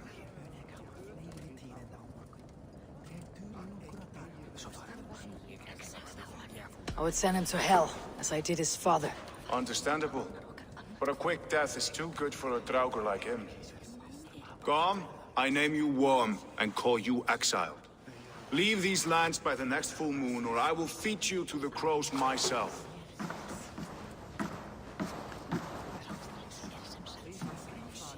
King Harold, may I speak? The floor is yours, King Styrbjörn. My people have held our land since the days when Odin himself walked among us. My kingdom is humble, but we have paid for it in blood. Our victory over Kjotve is proof that we will not lay down without a fight. All here have buried friends, brothers and sisters, sons and daughters. And I, for one, have had my fill of death. Let those who seek war look beyond our shores. If King Harold brings peace, then I am happy to bend my knee to him. What? What in hell's name are you doing, father? Securing a lasting peace, Sigurd. Our days of fighting are finished. You said nothing of this to me. Not a word. And I will not yield a title that should be mine by right. Then war will continue. Men will die, villages will burn, you foolish boy. This is our only way towards true peace. You will die a thrall. You'll drink addled cow. Alone and toothless in a bed of straw. Forgive my son. He is ruled by his emotions. I take no offense, Styrbjörn Jarl, and I thank you for your fealty. It is natural to fear change, to resist it. But all things change and all things end. The lessons of Ragnarok are clear. We will speak again soon.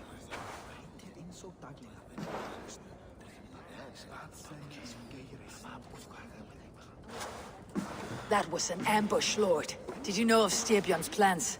For some days, yes, I did. But it was not at my urging. It was his decision alone. Do you dream of a glorious future, Eivor? A warrior like you would be a boon to my clan.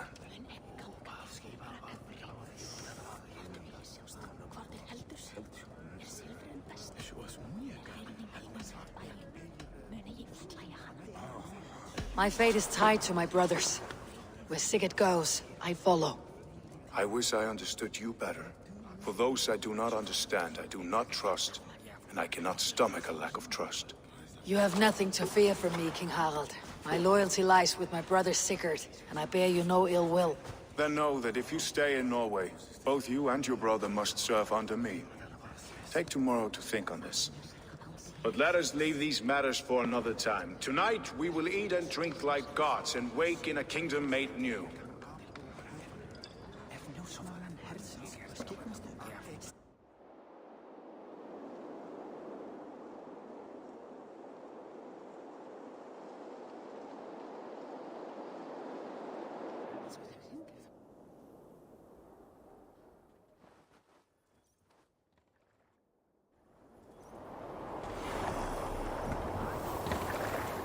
Harald's colors.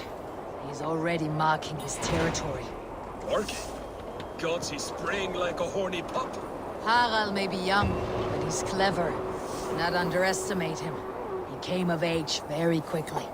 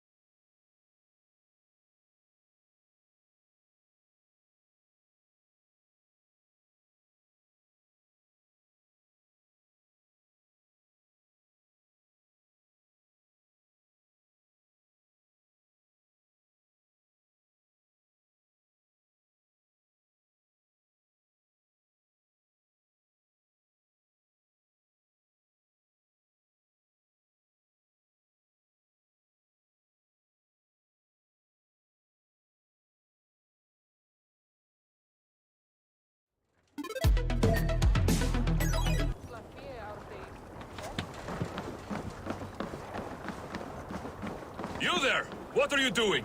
If you wish to have words, come closer.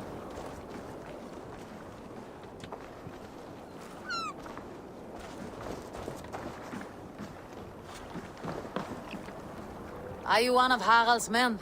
I am. The king wishes to make a survey of the land he now rules. Nothing more. Let me ask, are you one of the conquered? Did Harald take your lands as well? No. My family has lived under his banner since the days of his father, Halfdan the Black. Well, welcome to Thornburg, warrior.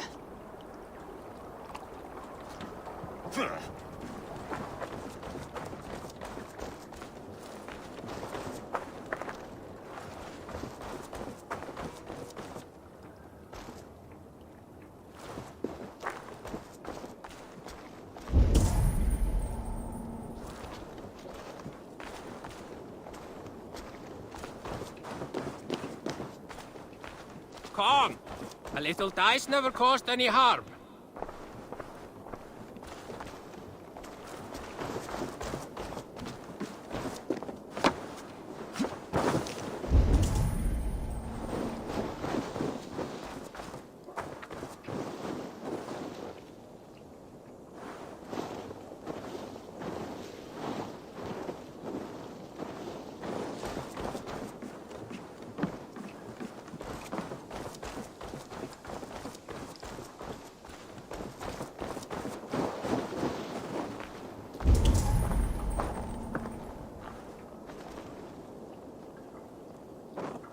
It's Eivor.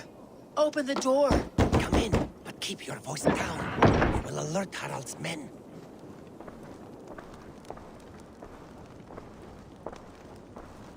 Where will we live? The English will fight back! The wars will never end! Or they will push us into the Christian ways! Quiet all! Give me a chance to speak.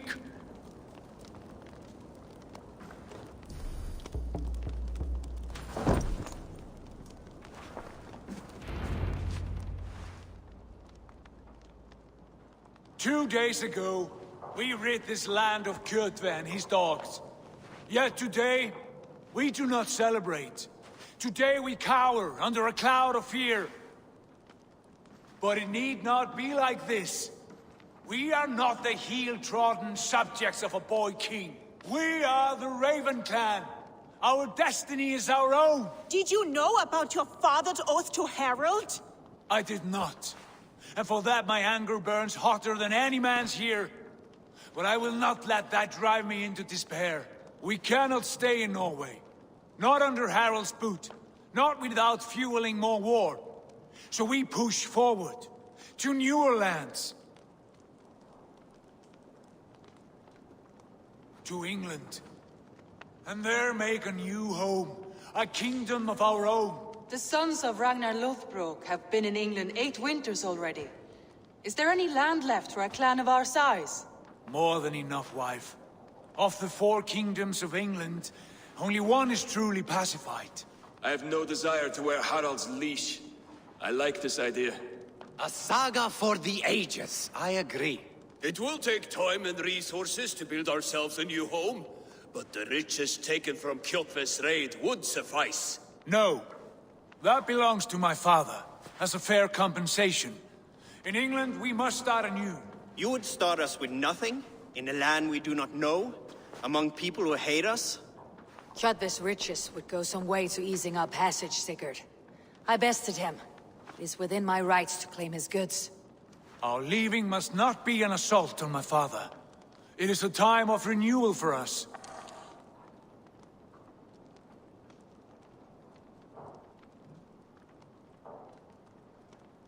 If we go, we will need all the help we can get. I say we take Kjotve's spoils for our own. I abhor such theft. But if this is what it takes to sway you to my cause, I accept. Styrbjörn will prosper by the generosity of his new king. Kjotve's goods belong to us. To England then, before the day is out. Pack what you need, but no more than that.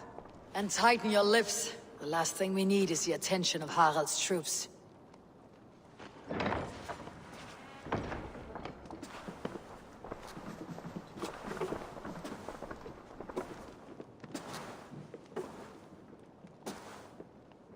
How much did you hear? Enough. A new path is revealed, and your journey will be challenging. Will you not join us? For my mother's sake, I cannot. But our threads will cross again before the final day. Until then, farewell.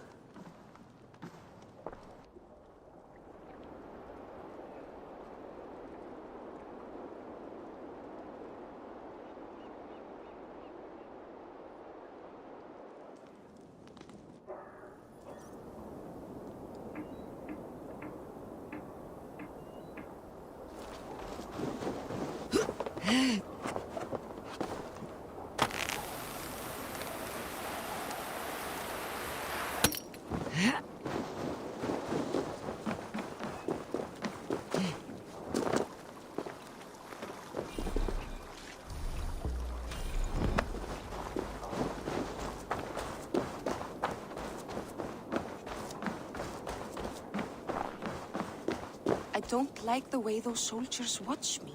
I find it flattering. You think one will marry you and carry you off to the capital? Would he? He would take his pleasure and move on, you moon-eyed magpie, leaving you with a little soldier to raise by yourself.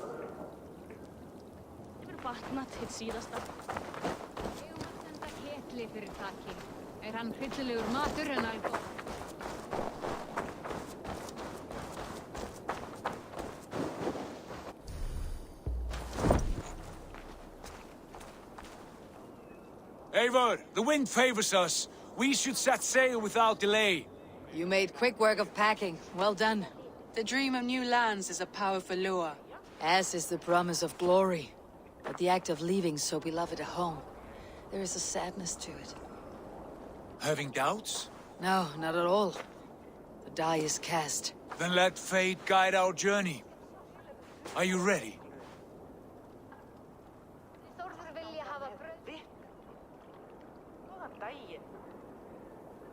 I am ready. Let us take to the water and leave unbothered while we have the chance. That chance is past. Look! Fate flies on swifter wings than we. King Harald's banner.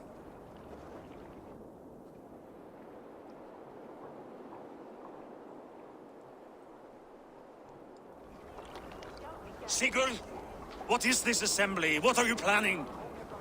An exit, father. As graceful as I can. For if I cannot be king in the land of my birth, I will start a new saga. In England. Nonsense. Your place is here, son, at my side. There will be other victories soon. Other glories. My choice is made, father. Do not hope otherwise. There's nothing for me here. I must go make my name in the world.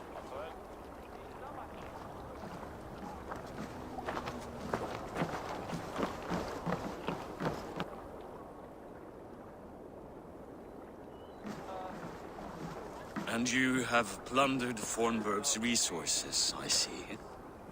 You leave nothing behind but your honor. You left me no choice. I entered the Alving a prince. I left the son of a Jarl.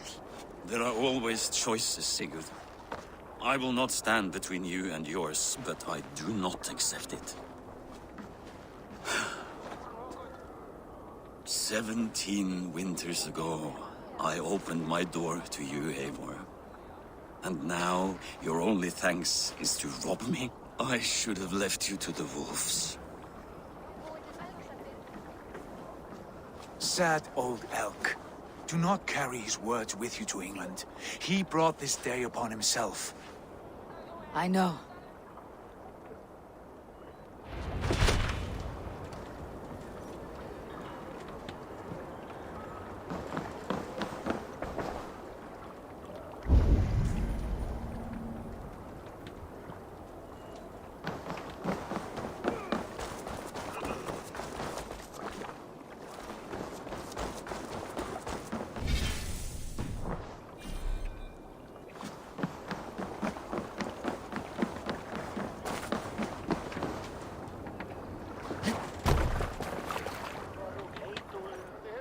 Time for tears is over, you weeping sacks of wool! Put some muscle into those pools! Ration your strength, dog. We have an ocean to cross. All right, you lazy backrout. Sigurd, what's our course? The sons of Ragnar established a settlement near the coast. We set sail for them. Raggi, sing a song to lift our hood. To rouse the gods! Inspire a mighty fart from Thor to speed us on our way! An ocean lies before us, Eivor. And on its far side, a new kingdom awaits. You know England well from your travels. I spent a season in their kingdom of Mercia, a temperate land, lush and wild. By now, the sons of Ragnar will have claimed its heart. Do we mean to join their army? They will join ours. In time, all of England will know of Raven Clan and the glory we brought to that fractured land. So to England! Glory and destiny! To England! To England! For Valhalla!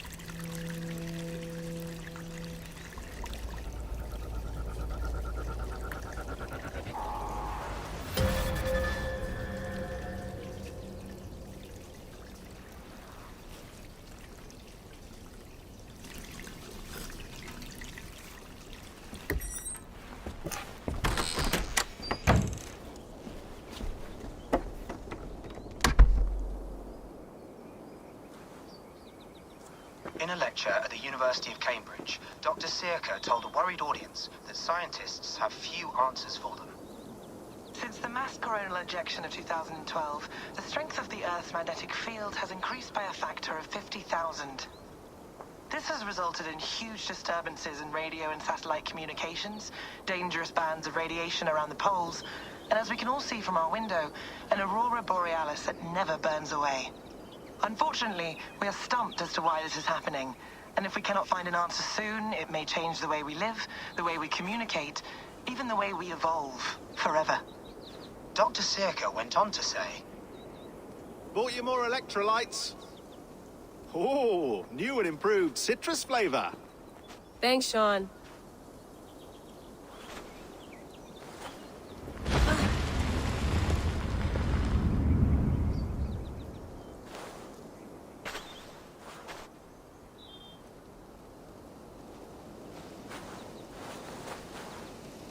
How do we fix this? How are you the key to everything?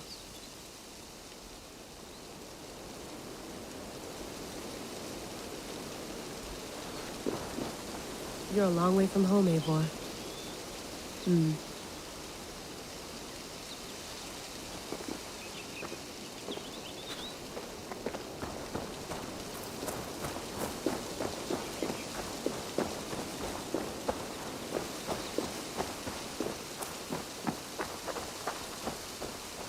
Did you get my tea?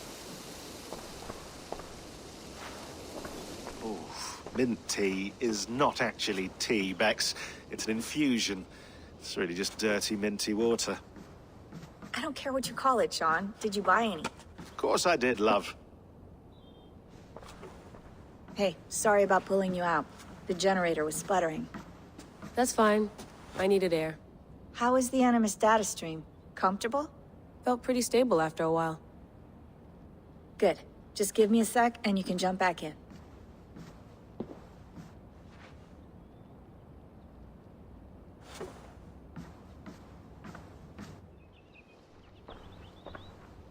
Another satellite came down.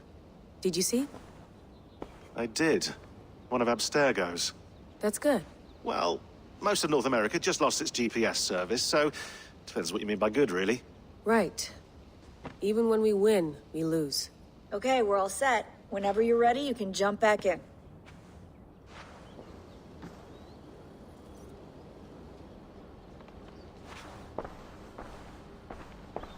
I went through hell to bring you here. It had better be worth it. That's quite nice. Soothing. Let's have a look.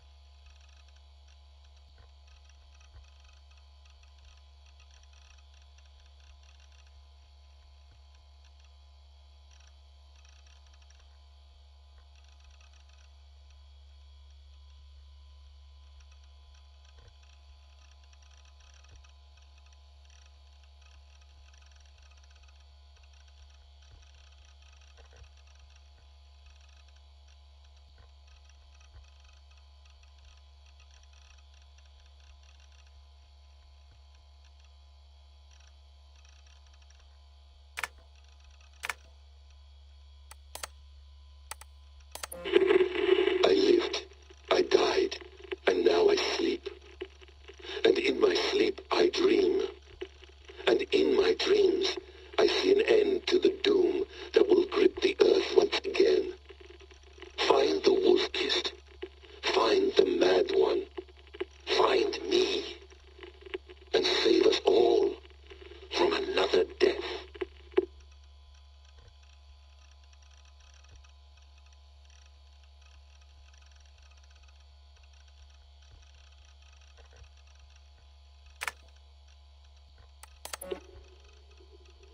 No, come on, Sean. Turn that thing off. Oh, hold on. I like what you said there. I want to get this for posterity. Say it again, nice and loud. Seriously? Sure, come on. If nothing else, it'll give me leverage with your old man. Ah, that's your angle. Nice. What I said was, I wish I hadn't been born into the Assassins. I wish I had chosen this life. Is that good enough? Sure, but why is that? Because choice is the central idea of our creed. It underpins everything, right? It's about free will. It's about seeing the evidence before you and saying, yes, this is what I want. Or, no, this isn't for me. But when you're born into a group like this, or any other, like I was, you get mixed signals. You get told over and over again, this is what we believe. These are the rules. This is reality. No deviation. And if you question it, oh, they look at you like you killed a puppy. That's hardly free will. It's a weird irony when free will is your central belief, but nobody wants you to believe otherwise. I don't know how to say it exactly, but I always thought there was something self-destructive about our creed. If free will is the most important moral guidepost we have, we should be free to ignore it.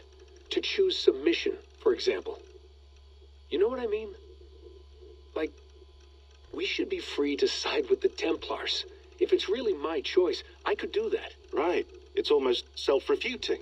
A democracy could democratically elect a dictator or choose to get rid of democracy altogether. Within our creed is the seed of its own destruction. That's what makes it powerful, I think. And fragile. Right. The more freedom you have, the more risky it is, you know? Anyway, my dad has mellowed over the years, but he was strict when we lived on the farm. He ran a tight ship. I never got the impression that I was free to choose my path forward. Our creed, our tenets, they were drilled into my head. By the time I was a teenager, I was following these rules out of a sense of duty. This was just what we did. That happens to a lot of organizations over time. A stagnation sets in, you know? A fundamentalism. Yeah. Following the rules becomes more important than achieving whatever goal you set out for yourself. And people start to lose sight of the reason the rules exist. That's called deontology, or a form of it. Following a rule for its own sake, and not for the consequences it has. Yeah, but that feels backwards, doesn't it? Well, I think so. Following a rule is the easy part. Praying, taking a sip of wine, munching on a wafer. Rituals that give comfort. But that's just going through the motions. It makes people feel like they're doing something. When the hard work is, well, actually getting off your ass and doing something productive. I think people just want boundaries. Tight boundaries. They want to see the four walls that pen them in. I don't disagree. Anything outside that, anything that makes life more complex, that's scary. That's why I envy you. You chose this life. You went through that process, and you decided, yes, I believe in this. Sure. It didn't stop me from being an insufferable know-it-all as a teenager, but I see your point. I would have loved to have been a know-it-all. I knew nothing. Not until you guys found me. Yeah. It wasn't until I met you, and Bex and Lucy, that I knew. I knew I wanted to be an assassin. Oh, thanks, Des. Come here. Bring it in, bud. I don't normally like touching, but I'll make an exception now. I am not hugging you. You sure? Because I smell very nice today. Can you just turn that off?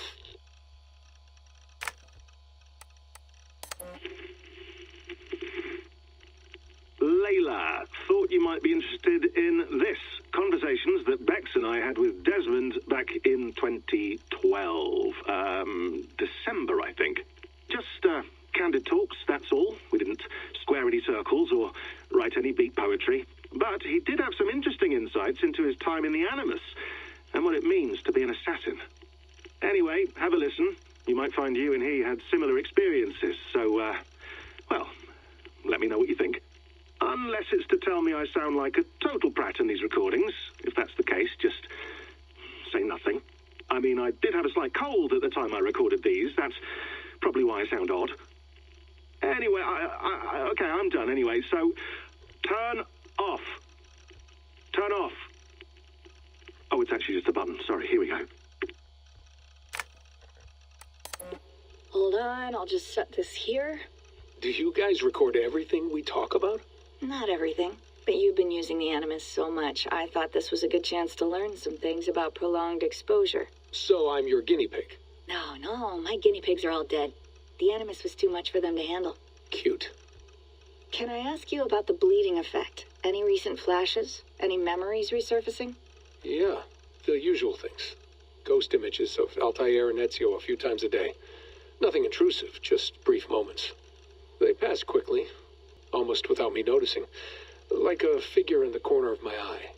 Or remembering a dream from the night before. I did have one extended hallucination a few days ago. It was Ezio. He was older, around the time he left Cappadocia. He was standing on the deck of a ship, alone. And through him, I could feel an intense regret or guilt. And it felt to me like he'd had a loss of faith in himself, in the creed, like he couldn't keep it up, couldn't stay true to his ideals. And as I watched him, I thought, is this the moment he decided he was done being an assassin? It felt like it. Anyway, most of my visions have been brief, lasting just a few seconds. They're like complete memories of small moments that appear suddenly out of nowhere, fully formed. It's a strange feeling. Okay, anything else? I'm starting to see Connor now, too. Though I hear his voice more often than I see him. I'm sure that will change. Oh, yeah, and yesterday, just before bed, I had a memory of being on a beach in the Caribbean with a bunch of sailors. Or maybe they were pirates. I don't know. No idea. Huh. We'll look into that. And how do you feel in general? In general? Well, I feel older, for one. Much older. And it's strangely comforting. I'm collecting the memories and skills and thoughts of so many people. I feel like I've lived a few hundred years or more. Is it possible that if I do this for too long, it'll push my own memories aside? That I'll be everyone but myself after a while? It's possible. That's called identity substitution. It's happened before, but it's rare. And someone with your background shouldn't need to worry. My background? You mean someone with my genes? My abilities? You have Isu DNA, and that lets you see things and do things and withstand traumas that other people can't. And I can suffer in ways that others can't. That's not something to be proud of. You mean the apple? Yeah. It has a pull, Bex. It tugs at my brain. It talks to me. Teases me. Drives me mad. And what I did to Lucy... God damn it. Nothing is worth the damage I did. The pain I caused. I know. But you're special. That's the point. I'm not special, Bex. I'm lucky. That's all. I understand. We're assassins. It's our creed that makes us different, not our genes, not our blood. Anyone can join us. That's true. But let's leave that aside for a second. What I want to know is, have you ever had any Isu memories resurface? Isu memories? I don't think so. I can't even begin to imagine what that would feel like. I think you'd know if you did. Maybe one day. We might be able to induce something. Jesus, let's fix the world first, okay? Before we start digging up my ancient ancestors. Deal. With my luck, I'll be related to some third-rate Isu like Sisyphus or something. Way to aim high, buddy. Hey, you gotta.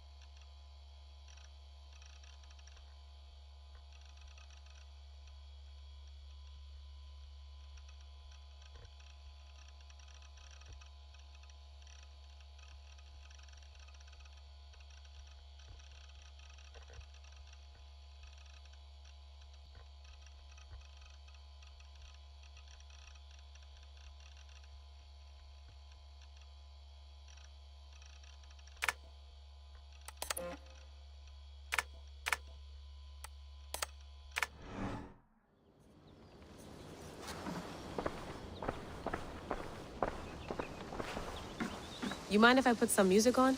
Go for it. Cool.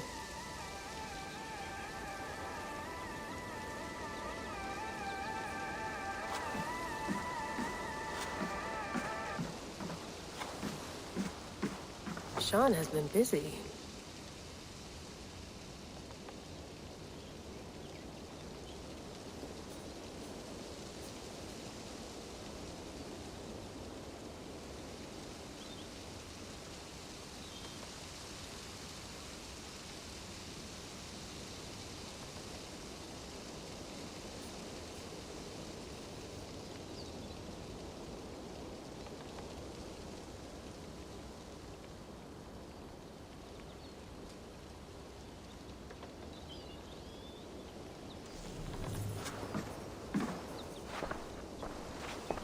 Hello, Layla. Sean, what do you make of the grave out there? Well, it overturns a few hundred years of scholarship about the first Europeans to set foot in North America. Apart from that, it's just a bunch of muddy bones, isn't it? Can we talk about this thing on my neck for a second? Ah, the mood stabilizer. Yes. It's not harmful, is it? I mean, I feel good, but I want to make sure there's no side effects. There shouldn't be. It's only blocking outside signals, a passive effect. So the staff doesn't, you know, mess with you. Sean, what happened last year, I had no control over that. I tried to resist. I understand. And your old team, maybe they don't. But we've seen that sort of thing before. Still, if you want to work with us and get to the bottom of why the world is about to end for the second time in 8 years, then you wear that thing until we say otherwise. William's orders. I know. It's not a problem. It's just a few more weeks, yeah? Just until we figure this out. You're right. I know you're right.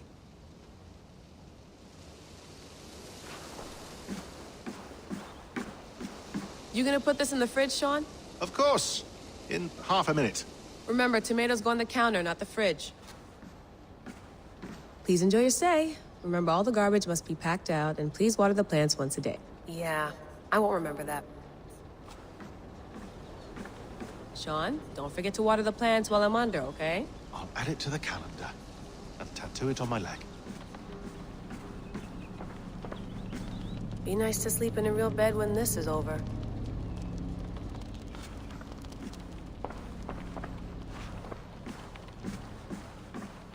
Feeling okay?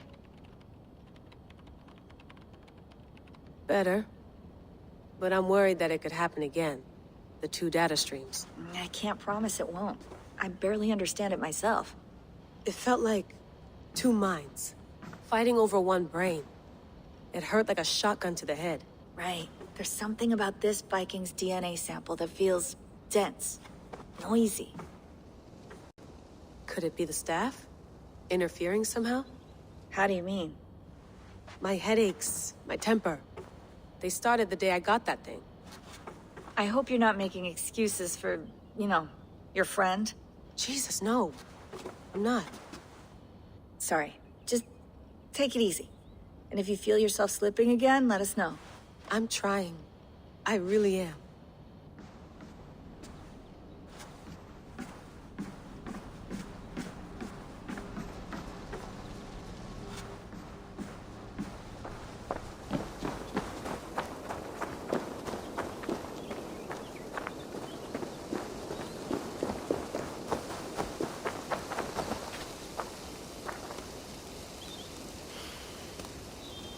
I should do this more often.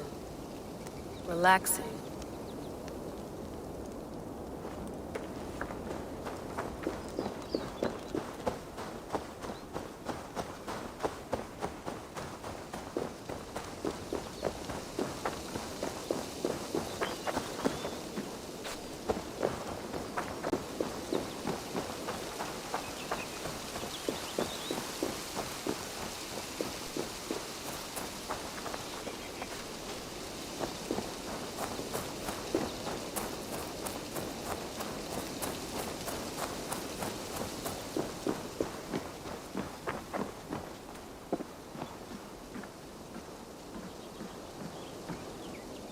beautiful. But it's not normal.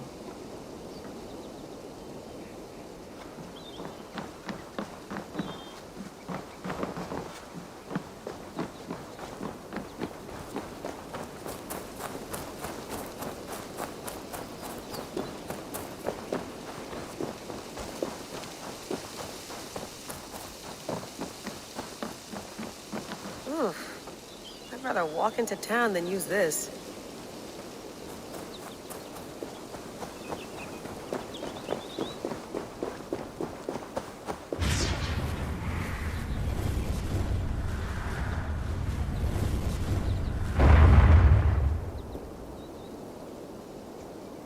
Another satellite. Damn.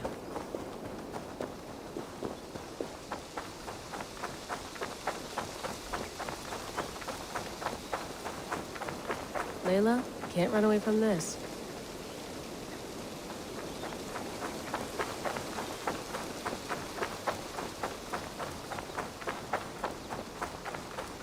Someone's got mail. An invitation to a fair in Concord. Bring your best crop and you may win a prize. Tempting.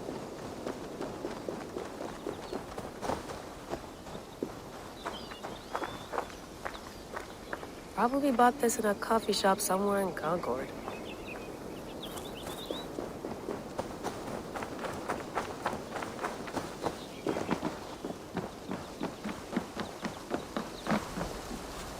Would love to play around, but I have bigger things on my mind.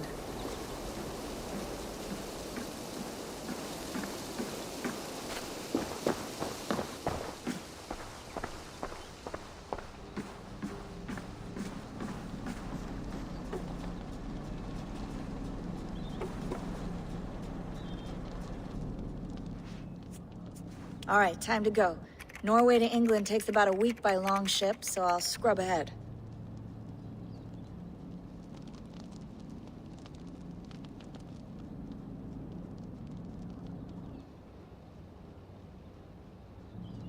Layla, you okay? Sorry. Can you play the message again? We have the transcript. If you're looking for something, I can go and... No, I want to hear it. Okay. I don't mean to be cryptic. It's just... that message led us here. To this place. To a Norse grave in North America. So those bones out there are the only lead we have. Our only chance at fixing this planet before it's too late. Here it is. I lived, I died, and now I sleep. And in my sleep I dream. And in my dreams, I see an end to the doom that will grip the earth once again. Find the wolf-kissed. Find the mad one. Find me. And save us all from another death. Unsettling, that is. That pulse in the message. Are you sure it's just coordinates? Nothing else? Nothing I can find. Okay, I'm ready. Here we go.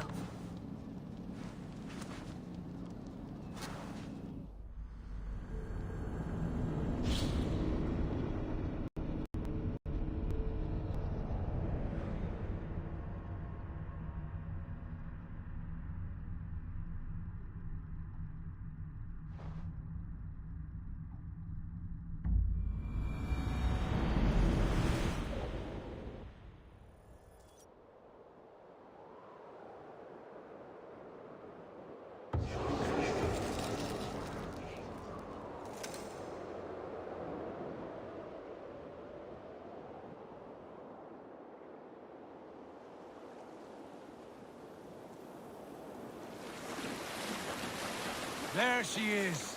England. Our new home. Not a patch on Norway, but we'll make this land our own soon enough. I'm glad to see any land at all. And will be happy to have my feet on solid ground again. We must not rush our landing. All you see here is Saxon territory. The Kingdom of Mercia, largely unpacified. There will be eyes watching us from the trees, with bows drawn and traps set. We must be wary, Randvi, dig in your oars, all standing. Have you spotted something? Not yet. But let us go ahead to clear the path of any dangers. Then follow our lead when the sun brushes the horizon. Understood. May Thor bless you all on your way. We will see you soon. Sail on. Yes! I'm ready for whatever these green-thumbed fairy folk have to throw at us. Sigurd, do the sons of Ragnar know that we're coming? They do not, but they will not scoff at our visit. Of the 4 kingdoms in England, the sons of Ragnar have settled only one. The rest is ripe for the taking. Do we mean to join their army? No, no. We will speak with them, get the lay of the land, and carve this country into as many pieces as we see fit. Look ahead there! Is that what passes for a town? Plain brick in a single rune to their timid god? That rune is called a root, Dag. The cross upon which their god was sacrificed. It sits atop a monastery, a place of worship. That cross killed their Christ, and now they display it in worship? Bizarre. We carve idols of our gods and make wishes before them. Like our sacrifices to Odin the One-Eyed. But we do not worship the wolf that kills him. That is the difference. Whatever strangeness we see in these Saxons, they must think the same of us. The hammer! Now there is a symbol worthy of a god. A bolt of lightning would take that cross clean off.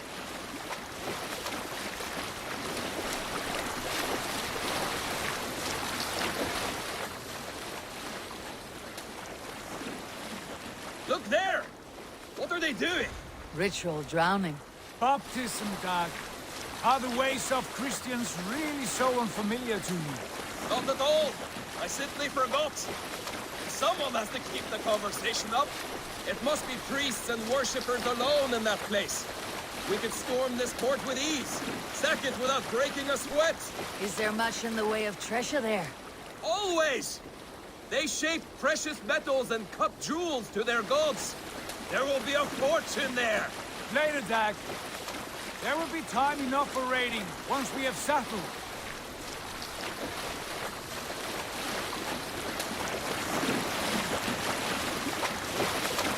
Come to. Stop the boat. Pull up over there. The way forward is blocked by a chain spanning the river. We must remove it before passing on. A chain? Can we cut through it? It's too thick for access. But there must be a way to release it, somewhere in that camp. I will go. And I will be right behind you. No, Dad. You stay here. Should trouble come our way, I want you defending the ship. A good idea. Send out the arrow and keep your sharpest axe at hand, huh? Something like that. Calm yourself, Loki's father.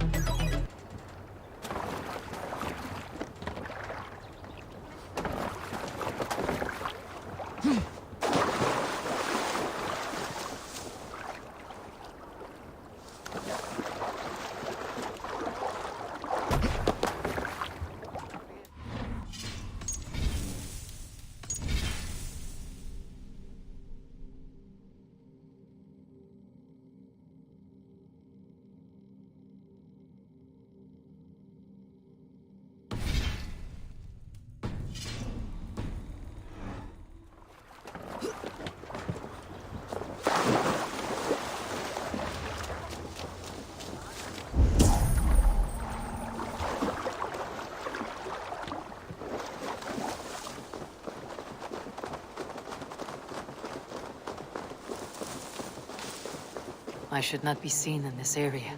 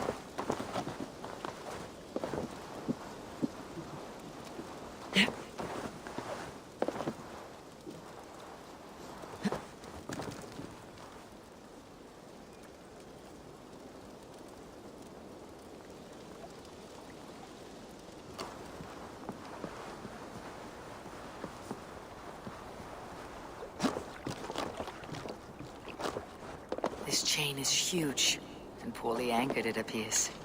I might be able to shoot it.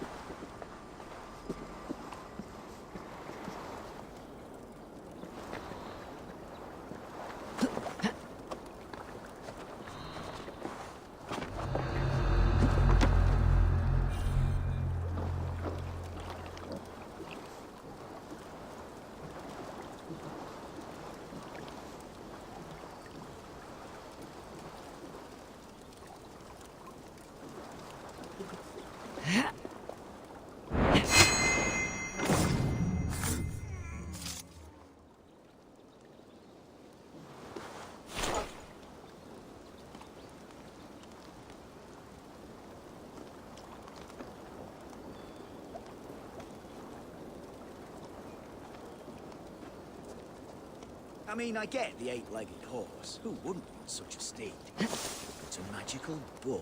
That's not right. Probably smells like Humper's boots. Hey! Suffer! Get behind if you can!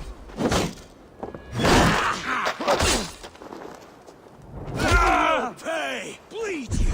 Break!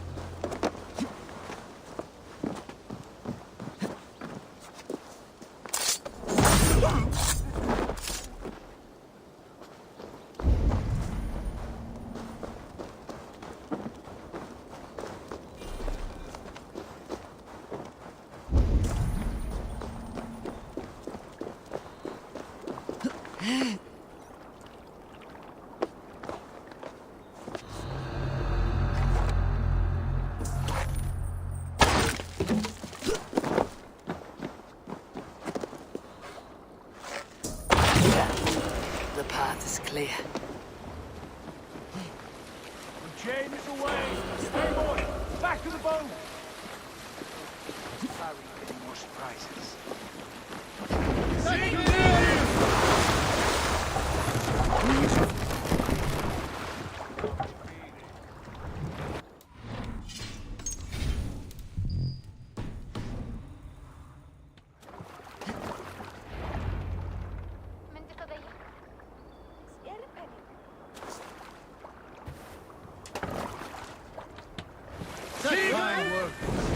I say we go back, Sigurd.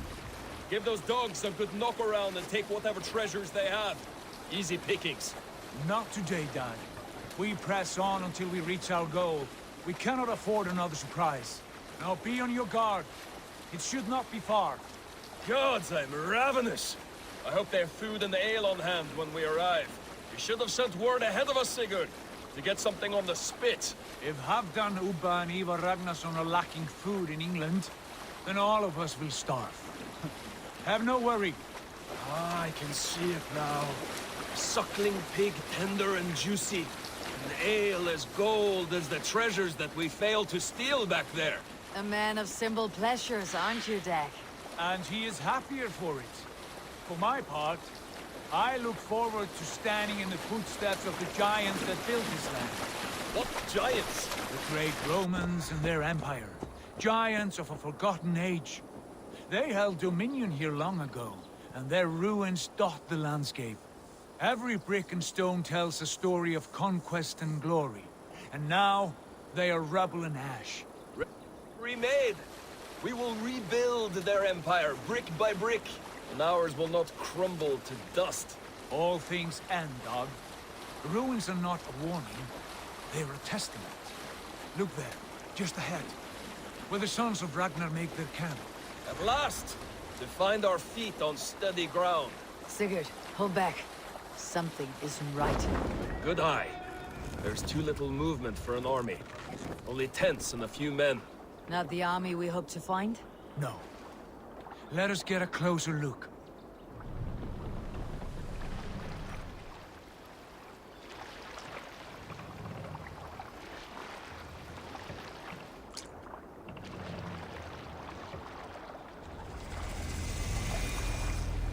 Those are not Norsemen. They're too ragged and soiled. We should proceed on foot, lest they stop the boats. Dag and I will go together. We all go. If they are friends, I wish to meet them as a Jarl. And if they are foes, then we fight them all, together.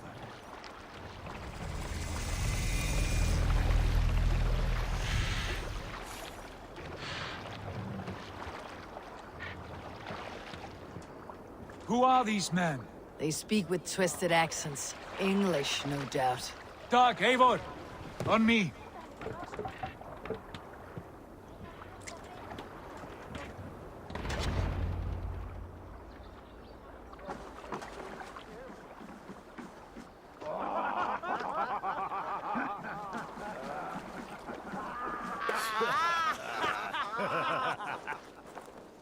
Oi, what's this? A mess of filthy Danes befouling our riverways? You there? Give us your name. I am Sigurd Jarl of Fornberg. And you are? Men who do not take kindly to Dane invaders creeping into our camp. You'd best move along, pagan. Spare yourselves a slaughter. You threaten Norsemen with a play of swords and expect us to cower? I have been 8 days at sea without a drop of blood to wet my axe. So spare the chatter, Buckerout, and draw your weapon. Let's finish them! Kill these heathen bastards!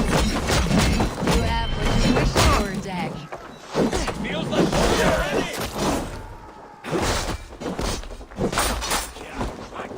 You die now!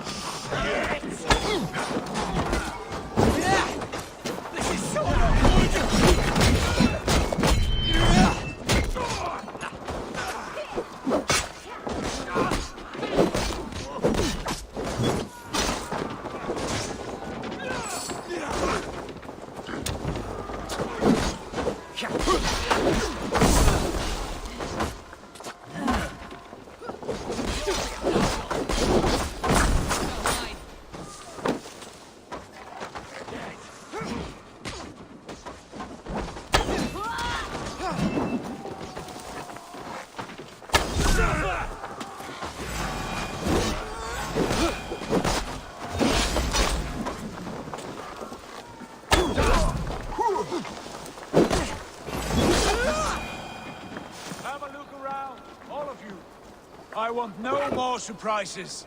Right. I will check the longhouse.